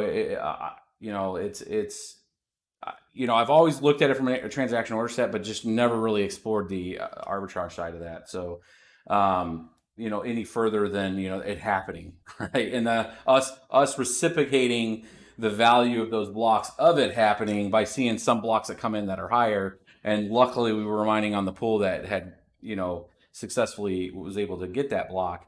And just inheriting it that way. But yeah, it's been a very good discussion tonight. I haven't seen too many other questions. I don't know if anybody else is there. We're getting close to wrapping up. I mean, I can't thank you enough for coming on and explaining it and giving us some color to this discussion.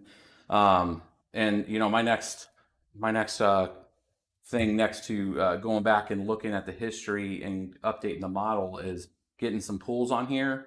Hopefully we can send this video to them, let them kind of review it, and then see what I would love to hear their perspective if they've already done it, they have examples and stuff like that. So I know Chris from FlexPool, hopefully he watches this, and if Ethermine or Two Miners, any of the other large miner pools want to come on and have this discussion with us, I think it'd be good for the ecosystem just to hear some of it, just from a conversation standpoint. But no, I think in the community call, was it F2 Pool? They indicated they were looking into this sort of stuff as well. I don't know much about them. Yeah, I don't know a ton about them either. It was kind of hard to hear and understand. I mean, sometimes when English isn't your first language, and it's an international. This is a full international thing, right? So trying to the gap of communication sometimes is there to try to understand some points, and sometimes it's just a way to explain things maybe are a little different in different languages, so the articulation sometimes can be lost. But I think anybody should come on that can communicate, and I have a few local friends that actually speak a few different languages, and if we need to have them there and we're doing some translation, I would love to have a good interaction with any of the pools that would want to come on with that. So I'll reach out to them and see if we can get something set up. So bottom line, any pool really that's participating in the space, that can help add some color to it, I think would be good. I don't know if you guys have anything else, so we can start to wrap this one up. Maybe we'll have you on, Micah, here again if you want to come on sometime after we either done with 1559, or if something changes with it or something like that, we can talk again. Did you want to talk at all about the proof of stake? I think you indicated you might have some questions on that. I think that'll be a whole thing, man. Like we'll be on here for 2.5 hours. Yeah, so I would like to. I almost want to. I don't know. What do you guys think? I mean, let's poll. If you have time, and if this folks have time, I'll make time, dude. I'll stay here for 4 hours and talk to you guys. I have some crazy live streams sometimes that go long. Oh, so I'm free. let's take a quick poll. You guys want to hear some proof of stake stuff too? Let's see what I'm gonna assume this is gonna be a hard yes, but I'm running a little delay here, so we'll see here. But I mean, a lot of my proof of stake, there was a few. I'll tell you why we're waiting for them to come back, and I'm gonna assume it's gonna be yes. I don't have a ton of information. I haven't really actually put a lot of time into the where things are going with like ETH 2.0. Short of the launch for Beacon. I've watched essentially the block rewards, or I guess the emission that is going on there. There was questions I had with regards to if that's being calculated right now in the total supply, or if it's just being held until the merger, that kind of stuff. Because I mean, part of the speculation out there was that some of the backdoor stuff was, well, we got to bring the emissions down because we're emissioning now out on E2.0 right now, and now we have this kind of dual, inflation going on. So, like, does it make sense to kind of pull back some of the revenues in some way from an emission standpoint? The risk there is that this change with 1559 is not it's just money moving around. It's not additional emission, right? So, that's how I've knocked down that conversation. Usually I'm like, it's not, this is more about just taking some of the supply out through a burn mechanism to ensure that certain bad behavior doesn't happen when you get into some of the changes that also are coming with 1559. But that, there is more Ethereum that's going to be in the ecosystem when these two merge, just because folks on proof of stake right now are earning Ethereum. I think it's at like 0.25 right now. So people that have staked 32 ETH back in December now have earned a 0.25 ETH by and large. So yeah, people are, it's all hell yes. So on the chat. So yeah, we can spend a few cycles here if you want to kind of open up. Sure. So I can answer your first question there on the proof of stake inflation. So I haven't personally heard of anyone arguing that we should do 1559 burn to deal with proof of stake and dual inflation. At the moment, proof of stake inflation rate is, I want to say like 0.2%. Do you guys happen to know what the current ETH total supply is offhand? I think it's like 120 like million, is that 111, right? 110, 111, something like that. 111? Yeah, so I think if my calculations are correct, the current inflation rate is about 0.2%. So compared to miner rewards, it is incredibly small, and I think everybody pretty much just ignores it in terms of, from a economics inflation standpoint. It's just so small compared to miner rewards, which I believe are like in the low single digits for inflation, if I'm not mistaken. Yep. Well, I mean, yeah, just if we look at if we look at the time from just now, I mean, from when staking started to now, they've earned 0.25. But it's everybody, it's the entire scope. But yeah, I mean, you would have earned more with a single card, a modern card, but a single card since the same staking time. I thought about doing a video at this just to show the inflation difference. Like one single GPU mining, you would have earned like 0.38 or something. Yep. Right. If you would have spent 32 ETH on a piece of hardware, you'd have made more money than if you would have spent 32 ETH joining the staking pool, basically, I believe. Oh yeah, that like by a significant a lot margin. more. Yeah. So I don't think. I mean, again, I can't speak for everybody, of course. I have not heard of anybody complaining about the inflation from ETH2 staking. I think it's just considered a cost of testing, basically. Like the whole reason they started the staking before the merge was ready was to basically test the system in a live production environment. And so we're currently paying 0.2% per year for that test. And I think pretty much everybody is okay with that spending on that test, and no one's really worried about it just because it's such a small number. And again, you can double check my numbers. So the way you double check numbers is if you go to launchpad.ethereum.org and you scroll down to the staking and rewards, it tells you the APR per staked ETH. And so you can just calculate, okay, that means this much ETH is minted per year, and then just divide that by the total supply, and you've got the inflation rate. So very, very simple calculation. And again, I believe it's 0.2%, if my math is right. Awesome. Yep. Yeah, I mean, I'll open the floor. I mean, I more prepared for the MEV conversation. I have a whole list of other very technical questions that has to do with implementation, which I know is being worked on right now. With regards to like how state, I'll tell you what, I'll pull one from it.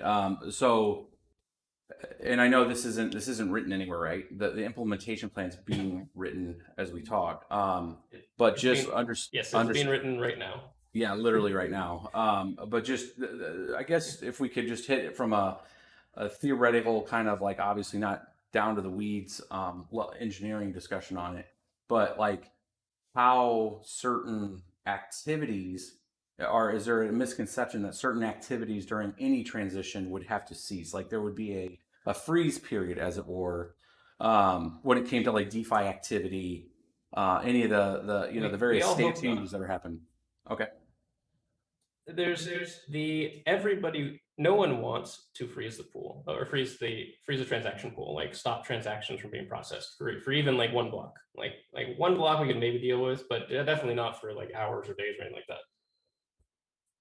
That requirement makes the proof of stake transition actually pretty challenging because you run into this problem, and this is This is something that I've been talking with people recently about because I find it very fascinating.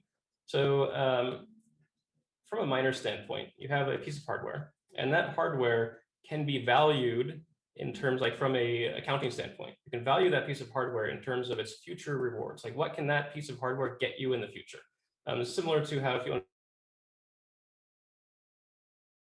money. And so a piece of hardware like a GPU or an ASIC or whatever can be used to do productive work that earns you income. And so that's why you put up that initial capital to buy the piece of hardware so you can make future money. What's interesting with mining is that if you have a big GPU rig, this is particularly true for mining for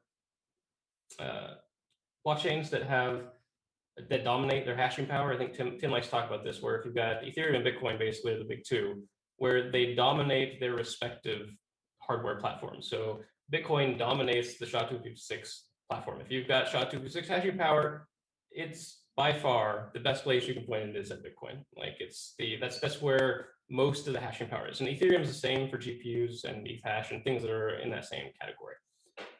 And so if you have a piece of hardware, it can be in your accounting, you can account for it as this is worth this much future ETH. And so if you have assume your card lasts for like 1 year or 2 years, I don't actually know what your guys' amortization rate is for cards, but let's say it's 1 or 2 years. That means if you buy a card today, then it will make you ETH for, let's say, the next year. And then you can calculate, okay, I estimate it'll make me this much ETH over the next year. And then that causes you to care about long-term value proposition of ETH. Like, you want ETH in a year to be worth something because your card is making you future ETH. Like, it's worth something in future ETH. If the value of ETH goes down, your card's value to you goes down because you cannot make as much money with it in the future. So what's interesting is when we approach the proof of stake transition, the cards, all the hardware's value in terms of future ETH goes to zero. So as we approach proof of stake, the future ETH value of any given GPU goes to zero. And so from a rational miner's perspective, your incentive to prop up the ETH price and continue to support Ethereum and continue to not attack Ethereum specifically goes down towards zero. Because once proof of stake hits, if we go through the naive transition, once proof of stake hits, you no longer can make any ETH. And so if, let's say you're 1 block away from the proof of stake transition, so it's about to happen, you really have no reason to bother defending Ethereum. Like, you don't have an incentive, financial incentive. You might have it for philosophical reasons or because you're a good guy, but you don't have a financial reason to defend Ethereum from an attacker. Like, it's like, I'll lose 1 block. Like, if ETH goes to zero in the next block, I lose, my percentage of 2 ETH. And so you're losing 0.0002 ETH or whatever.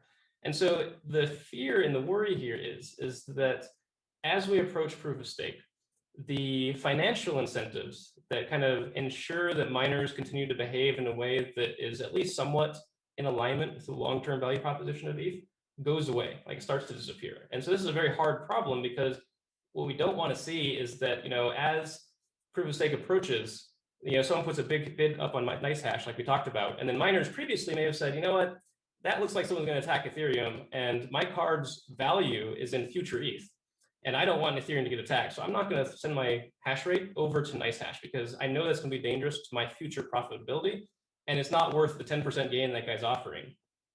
When we're at the proof of stake block or near it, that calculus changes. You now are looking at that NiceHash, and the guy's saying, hey, I'll pay you 10% more if you switch your hashing power over to NiceHash.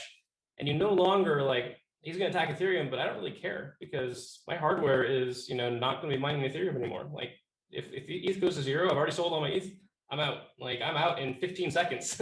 I might as well get that last 10%, that 10% extra in those last 15 seconds or the last 30 seconds or the last 24 hours.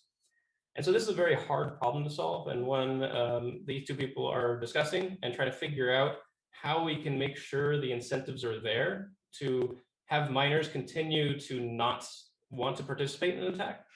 But it's a very hard problem, and it's a very real problem. Like, one option is just to trust that, miners are probably good guys. They're probably not going to attack us. It's hard to coordinate an attack. NiceHash makes it a lot easier, but it still requires a very wealthy individual to be willing to spend $1 million in over the course of 15 blocks. There's some other mitigations, like the most common type of attack in a 51% attack is a double spend. And what we might see is that exchanges shut down withdrawals and deposits for 24 hours leading up to the fork. And so that might kind of mitigate the profitability of such an attack. But it's still, it's very hard to predict a lot of these things. A lot of these things are kind of fuzzy and they involve human interaction, human coordination, what other actors in the ecosystem will do, like will exchanges shut down? There are also problems like atomic swaps and whatnot. And so figuring out the solution to this problem is very hard. And it is something that is currently being worked on. There's lots of options out there. Of course, not everybody's happy with all of them. So one of them, as a simple example, is to just say, okay, so let's say proof of stake happens in July 2022. I'm totally making this number up just so we have a point of reference. Do not take this as an estimate for proof of stake. I have no idea what's going to happen. Let's say it happens July 2022, and we just say Ethereum proof of stake promises to pay miners for the next year. So as long as miners just keep hashing on proof of work, mining empty blocks, like we'll just keep paying you and for the next year. And that way, at the proof of stake transition, miners still have that future ETH value in their card. So their card still has future ETH value as long as ETH has value.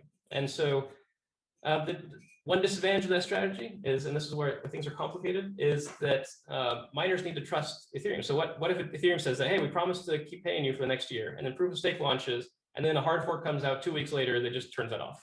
Like, so now the Ethereum core devs and Ethereum community have a pretty strong incentive, like 5% of the total supply, to just turn you all off after they made a promise. And that would be, very bad for reputation, but maybe that's worth it. I don't know. And so we don't want you guys to have to trust. Like this designing these systems is all about minimizing trust. We don't want the miners to have to trust that the core developers and the users won't screw them over later. And we also don't want the users to have to trust that the miners won't attack them. Like, again, we hope that everybody, is on their best behavior and is nice to each other and works together. But when we're designing these crypto economic systems, we don't want to rely on that as much as possible. And so then we talk about these other options, which, okay, what if we ramp up the block reward leading up to the proof of stake block such that the proof of stake block itself, like the transition block, is worth like 10,000 ETH or something, or 100,000 ETH or some huge number. And the idea is that it'll encourage miners to stay honest and like stay in team Ethereum right up until that last block, because their future ETH value 1 block away from the last block is still very high, because if that last block is worth 100 grand, 100,000 ETH, then you don't want ETH to crash in that short period of time. Like you want ETH to still be strong right up until the last minute. Again, and then there's other things we can do. We can do things like, okay, what if we make it so miners have to leave their ETH like locked for a year or something. So when you mine a block, like leading up to the proof of stake transition, you have to leave your ETH locked in Ethereum for a year after the proof of stake transition before you can withdraw. So again, that we're trying to align incentives so that way these miners that are mining leading up to the transition don't have a financial incentive to screw over Ethereum. And again, this isn't because we think miners are bad. I want to make this very clear. It's because when we design these systems, we don't want anyone to trust anyone. And I advocate heavily that miners should also not have to trust the core devs. Like you guys should not have to trust us, or I say us, but I'm not actually core devs. So you guys should not have to trust the people who are designing these systems to follow through with their word. Like you should be able to look at the code and say, okay, the code says this is what's going to happen. This is guaranteed what's going to happen. I will get this because the code says I'll get this. No one in the world has the power to take that away from me. And so it goes both ways. Like, again, I'm not saying you guys don't trust us. I'm saying you shouldn't have to. And I'm not saying we don't trust you. I'm saying we shouldn't have to. And so proof of stake transition is hard. It's complicated. We don't know exactly how we're going to deal with it. We don't know the magnitude of the effect. Like, I think there's a desire to do some modeling on like what's the worst case attack scenario if exchanges turn off deposits and withdrawals for 24 hours or a week leading up to the transition. Does that protect us enough? It's complicated and hard. Is what I'm basically trying to say here in very long-winded. No, I think you articulated it actually pretty well. I mean, the initial part of that question was more around like, the basic logistics of like the on-chain stuff, not even really particular to the issues that you just highlighted with miners, but just like the mechanics on chain and how that data moves over to the other chain. I'm looking at it from like a system move type of thing of how to, how does all that activity move over? How does the smart contracts move over? Because it's traditionally you think that was actually much easier. yeah. Because I haven't seen it, and I look at and you probably see that whenever I'm asking a lot of the questions. I look at it from a value proposition for ETH. I mean, we inherit with or without any of the stuff out there. We have a yield that comes from ETH for participating, and that's why I've always said, the relationship, the social contract, as it were, that's out there is built into the code. Like if I point this rig here, I get ETH. ETH happens to be worth money. Right, it's very linear in that perspective. Yes, there's a lot of politics, but so I start to try to focus on okay, value proposition for the users, the coders, the people that are actually building on top of ETH. How does their functionality work? Because I have pretty good confidence in mining. Like mining, it's running Bitcoin. It's throughout a whole bunch of different cryptocurrencies out there. Like the mining stuff isn't all that difficult. Like you got to work, and it's just when certain things are toyed with that obviously we get all fired up on. But like that part, I'm pretty confident in. I mean, but yeah, it's just not. I'm not as confident on like the really hard stuff. And I mean, I'll point to you on other networks like Avalanche just launched recently. I know Sergey, or I can't pronounce his name. Was very, very outspoken about like how awesome it's going to be and all this stuff. And they had an issue, right? And it locked up. And hey, you know what? I've been in software development for years. It happens. So I would never hold anybody accountable for like things happen in software. It's what's going to happen. But, Cardano, I still have never got a wallet working right on it. There's a whole bunch of things out there that people have problems with. It's not, I don't necessarily talk bad about their thing or their product. It's just like it's hard stuff, and like the mining stuff to me is a little more easier, more linear. Yeah, so it was just like I didn't know how those other activities were going to work. So it's actually relatively easy. For the transition to proof of stake, I will do a very. So I'm not just going into this. I am not an expert on proof of stake or ETH2. I follow it along, and I know quite a bit about Ethereum, and so I can follow pretty well. But be prepared for someone to show up later on Twitter and be like, Micah was incorrect, and accept that, and it might be true. So just that fair warning. So when you have blocks on Ethereum, you have a series of blocks. And we'll just do 3 blocks here. Each block has some information in it. An important piece of information is what's called a state root. And it's one of the pieces of information. State root. So it's one of the pieces of information that's in every block. It's a single 32-byte number, so it's pretty small. And it represents a proof of the entire set of data that is stored on transaction. This is how most cryptocurrencies work, and I will avoid going into the cryptography of it or for now, but just know there's a 32-byte number that proves exactly what is in the entire, what the entirety of Ethereum basically says. And this, I'm hand waving a little bit here. It's a little more complicated than that, but that's basically the short of it. So if we go over to, and these are proof of work blocks, we'll say. So this is proof of work. Then at some point, we transition and we have our first proof of stake block. When this transition happens, the proof of stake block will point at the state root from the last proof of work block. And so we don't actually move any data. All we do is we copy that one number. So we have a 32-byte number that is a representation or cryptographic proof of this giant behemoth of 500 gigabytes of data, right? That's not a G. So we have this 500 gigabytes of data here that all the mining pools or whoever making blocks and all the validators in the network need to store. And then we have 32 bytes of data that just proves that everybody agrees that 500 gigs is exactly the same. So all this 32-byte number does is make sure everybody agrees that the contents of this 500 gigabyte block of data that's sitting on a hard drive somewhere is the same as what everybody else thinks it is. So when proof of stake transition happens, proof of stake will just copy that 32-byte number over. And so now they have a state root. And that state root will similarly point at that exact same piece of data. So there's no actual data copying happening here, except for the 32 bytes, and copying 32 bytes is very easy. Like we can do that in an atomic operation, atomic-ish operation. It's very simple. Like it's very simple, very fast, very, very easy. And that's basically the whole transition. So the transition is a proof of work miner mines the last proof of work block. In that proof of work block, there'll be a state root, which is a 32-byte number, along with some other stuff like the transactions that were included and receipts, blah, blah, blah. And then a proof of stake system, like the system as a whole, will say, oh, we just noticed the last proof of work block was mined. We are now going to copy over the state root. So now we are pointing at that big 500 bytes of data, just like they were. And now we're going to take over. Now we will start executing transactions. And then we go on to the next proof of stake block, etc.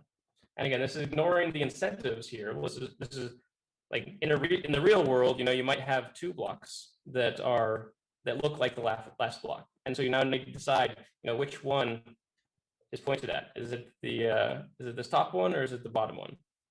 And that's where things get challenging. Like, is it the red line that is the real, or is it this yellow line there that's the real one? So that's where things get complicated, is figuring out which is the real last proof of work block, and that's a hard problem. But I believe it is a solvable problem. The data migration, again, is very easy because we don't actually migrate the data. We just start pointing at the data from a different location.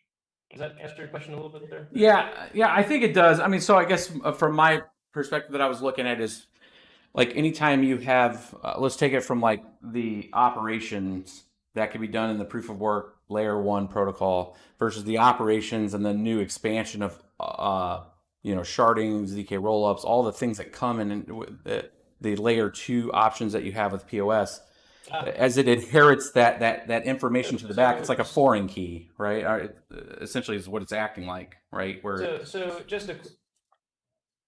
Yeah, basically, this is the state where you can think of as a foreign key in a traditional database, where we're just saying, hey, here's a pointer to the data, and the data doesn't move. The data's still there. It's just something new. Something else is pointing at it now. One minor clarification on what you said, just to make sure there's clarity here. This proof of stake transition only transitions the consensus model from proof of work to proof of stake. It does not introduce sharding yet. Sharding is coming sometime after that. So proof of stake, people are talking about, 1 or 2 years, whatever they're saying. I don't need to keep track anymore. What they're talking about is this simple transition right here that we're looking at in this picture. That's it. There is no sharding introduction. There's no rule changes in Ethereum. It's only the bare minimum required to make this transition from proof of work to proof of stake happen. Sharding is a whole other can of worms that I know almost nothing about, because it is above my pay grade, so to speak. But that's sometime later, sometime after.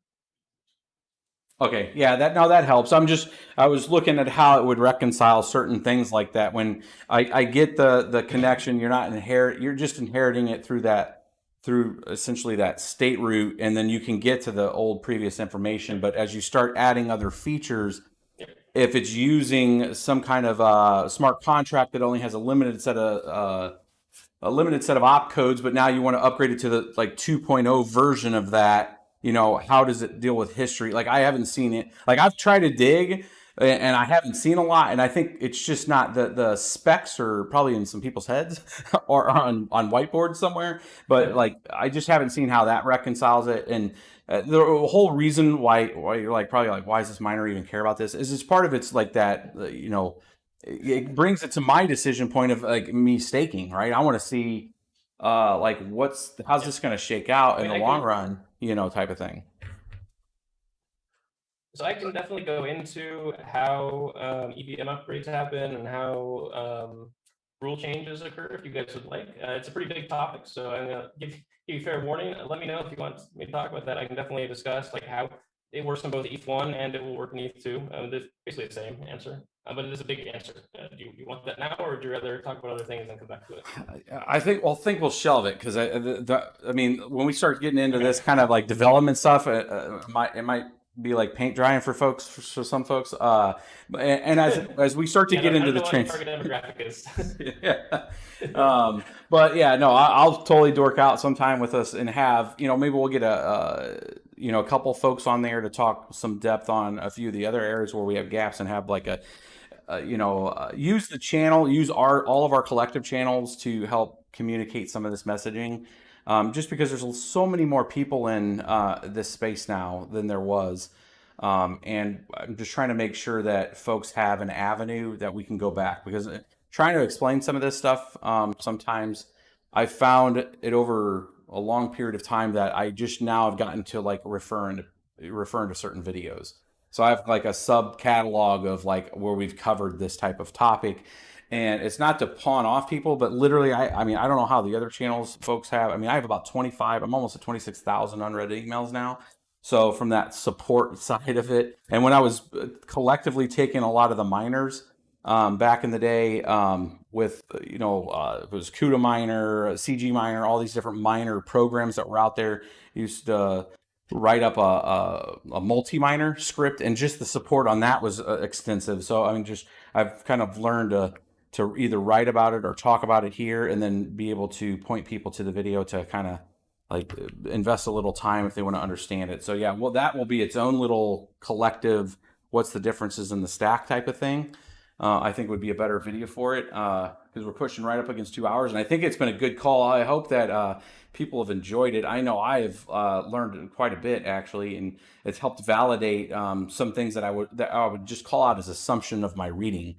And part of the reason why I know I made a channel for that reason back in the day is I'd read things on forums. I would try to understand stuff, and I don't want to call it kind of a Cunningham law type of thing, where people don't know what a Cunningham law is. It's like, if you state something wrong, the internet will fix it for you, like, and say you're wrong. Here's why you're wrong.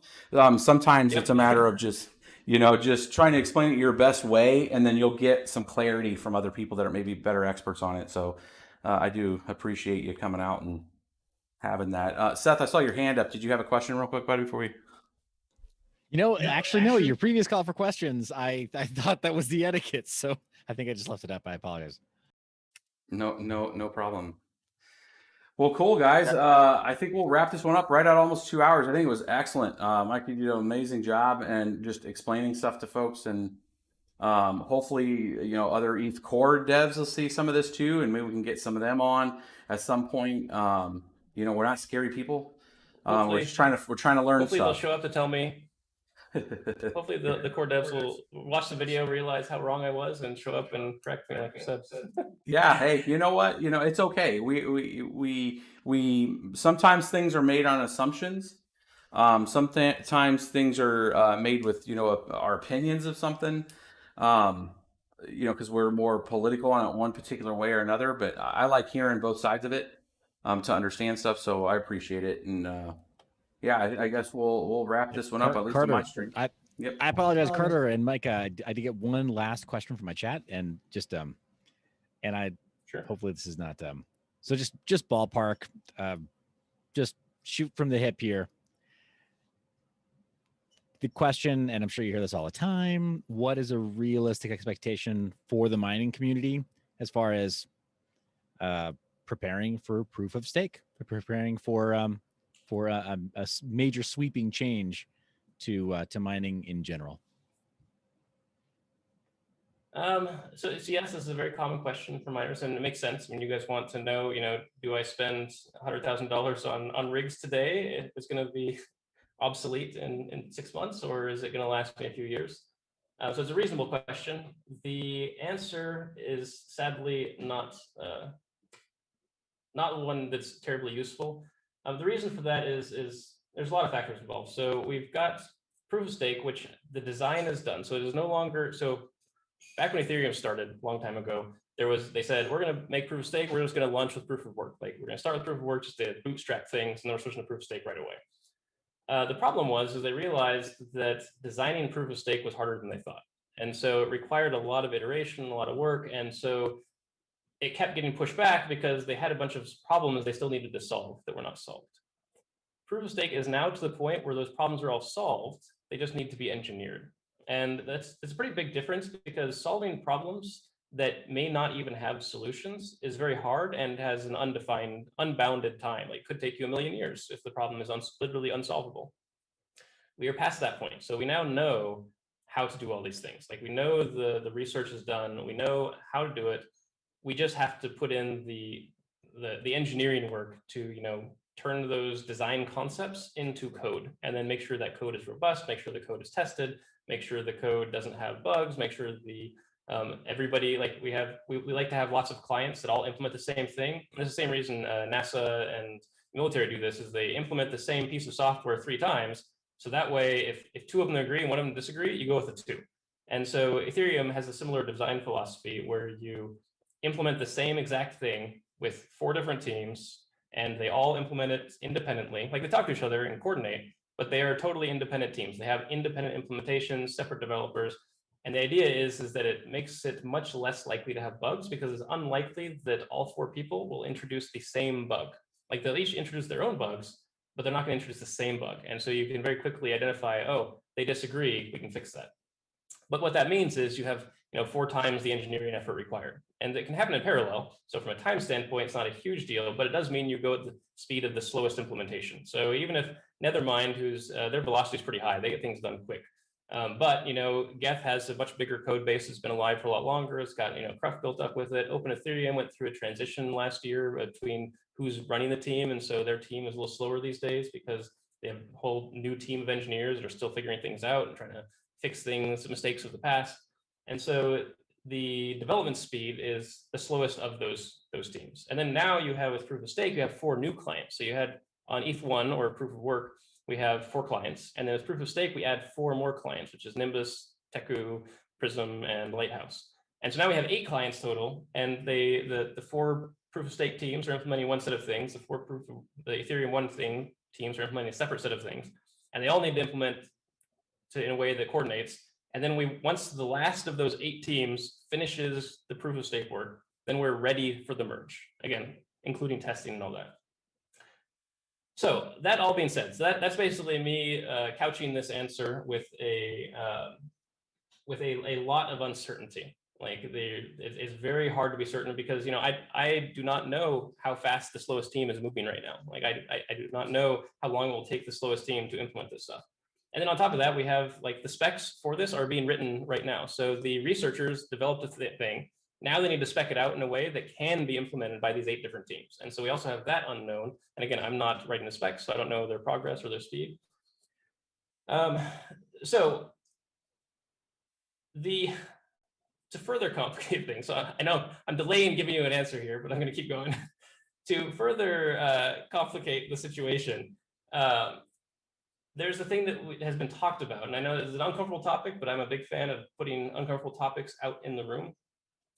If there is an attack on the Ethereum network, the set of changes that we want to happen for proof of stake can be narrowed down to a much smaller set, so we can release it sooner. And so if we need to, we can rush things, we can cut some testing out, we can remove features, we can back out our original roadmap. So original roadmap is very conservative, very careful, very measured. We're making sure that we have all 8 teams on board. We're making sure that we've gotten months and months and months of testing. We roll it out in phases. We want to make sure that certain features are in place before we go live.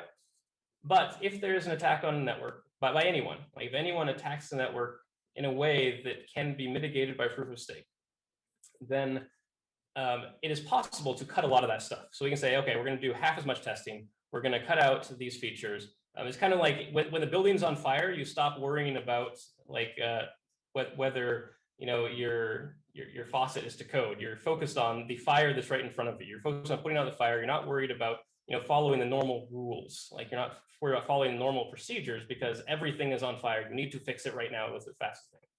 So I think realistically for that, like, if we cut everything and pare down testing, and we were willing to drop a couple of clients. So again, instead of having of those 8 clients, instead of like, we're going the slowest speed of them, we just say, if 4 of the clients get done, we're releasing. Like, again, we're cutting the slowest people, so that would help save us some time.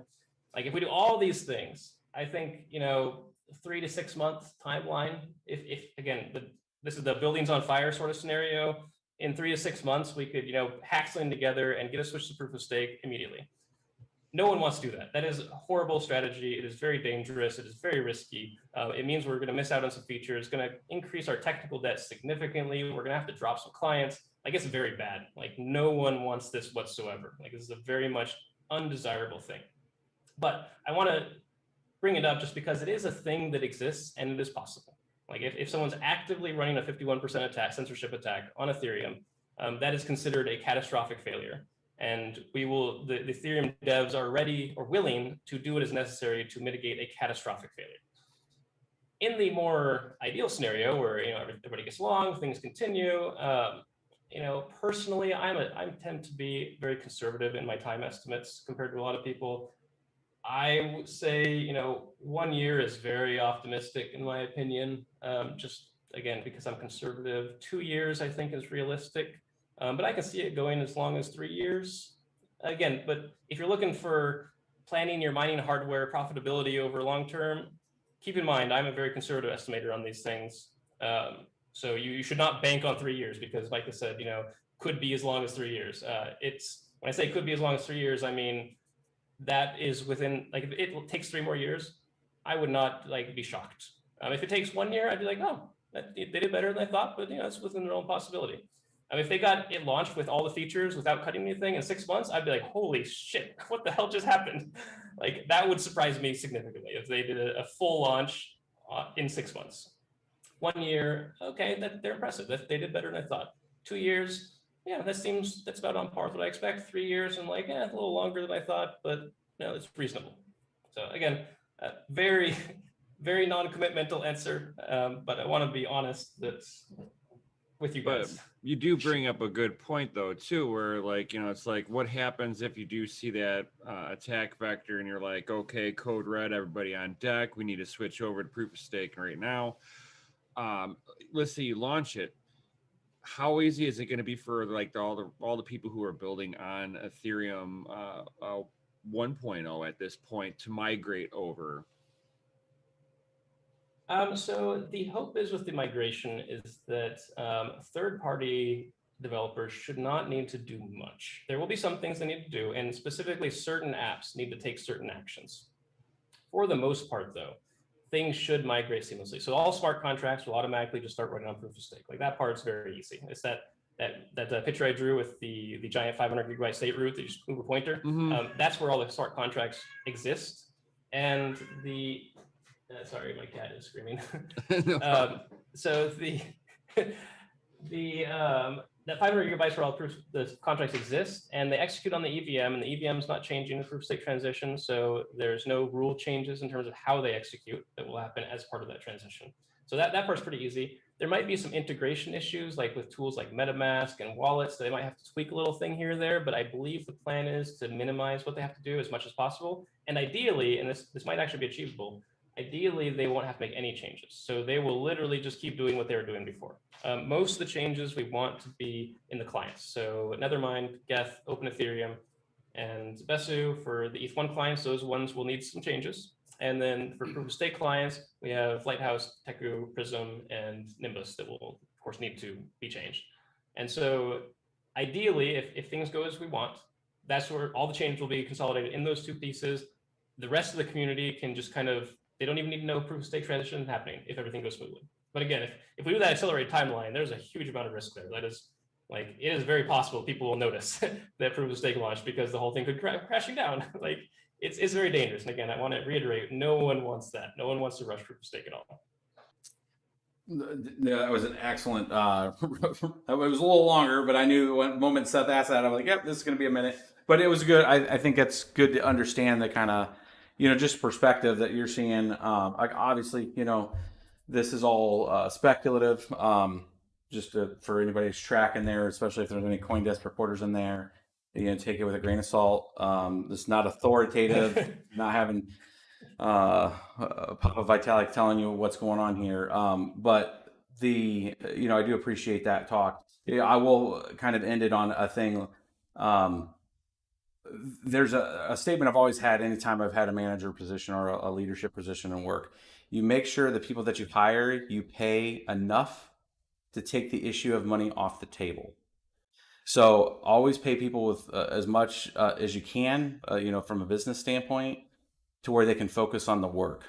That's one thing I want to make sure is abundantly clear to the folks that start talking or thinking about, this is to really the ETH core devs, anybody in the, if it's AFAB from the investment side of, thinking that people get paid too much for mining. If we're talking about a conversation about this, if the issue's on the table and we're talking about, decreases in rewards, then there's an innate issue. I mean, we should never even have to, it shouldn't even be a question, right? When considerations are coming forward into releasing 1559, if it makes sense to put a squash of this issue by increasing like a block reward by 1, it should be a no-brainer. Take the issue off the table. The little bit of scrutiny that they'll get from the investment community will be very easily subdued from the issue being squashed, right? And I'll end on that. And it's always worked out very well for me. If you take care of people and you take that issue off the table, people focus on the work. So I'll end us on that one. Hopefully you guys enjoyed that stream. Micah, thanks again for coming on.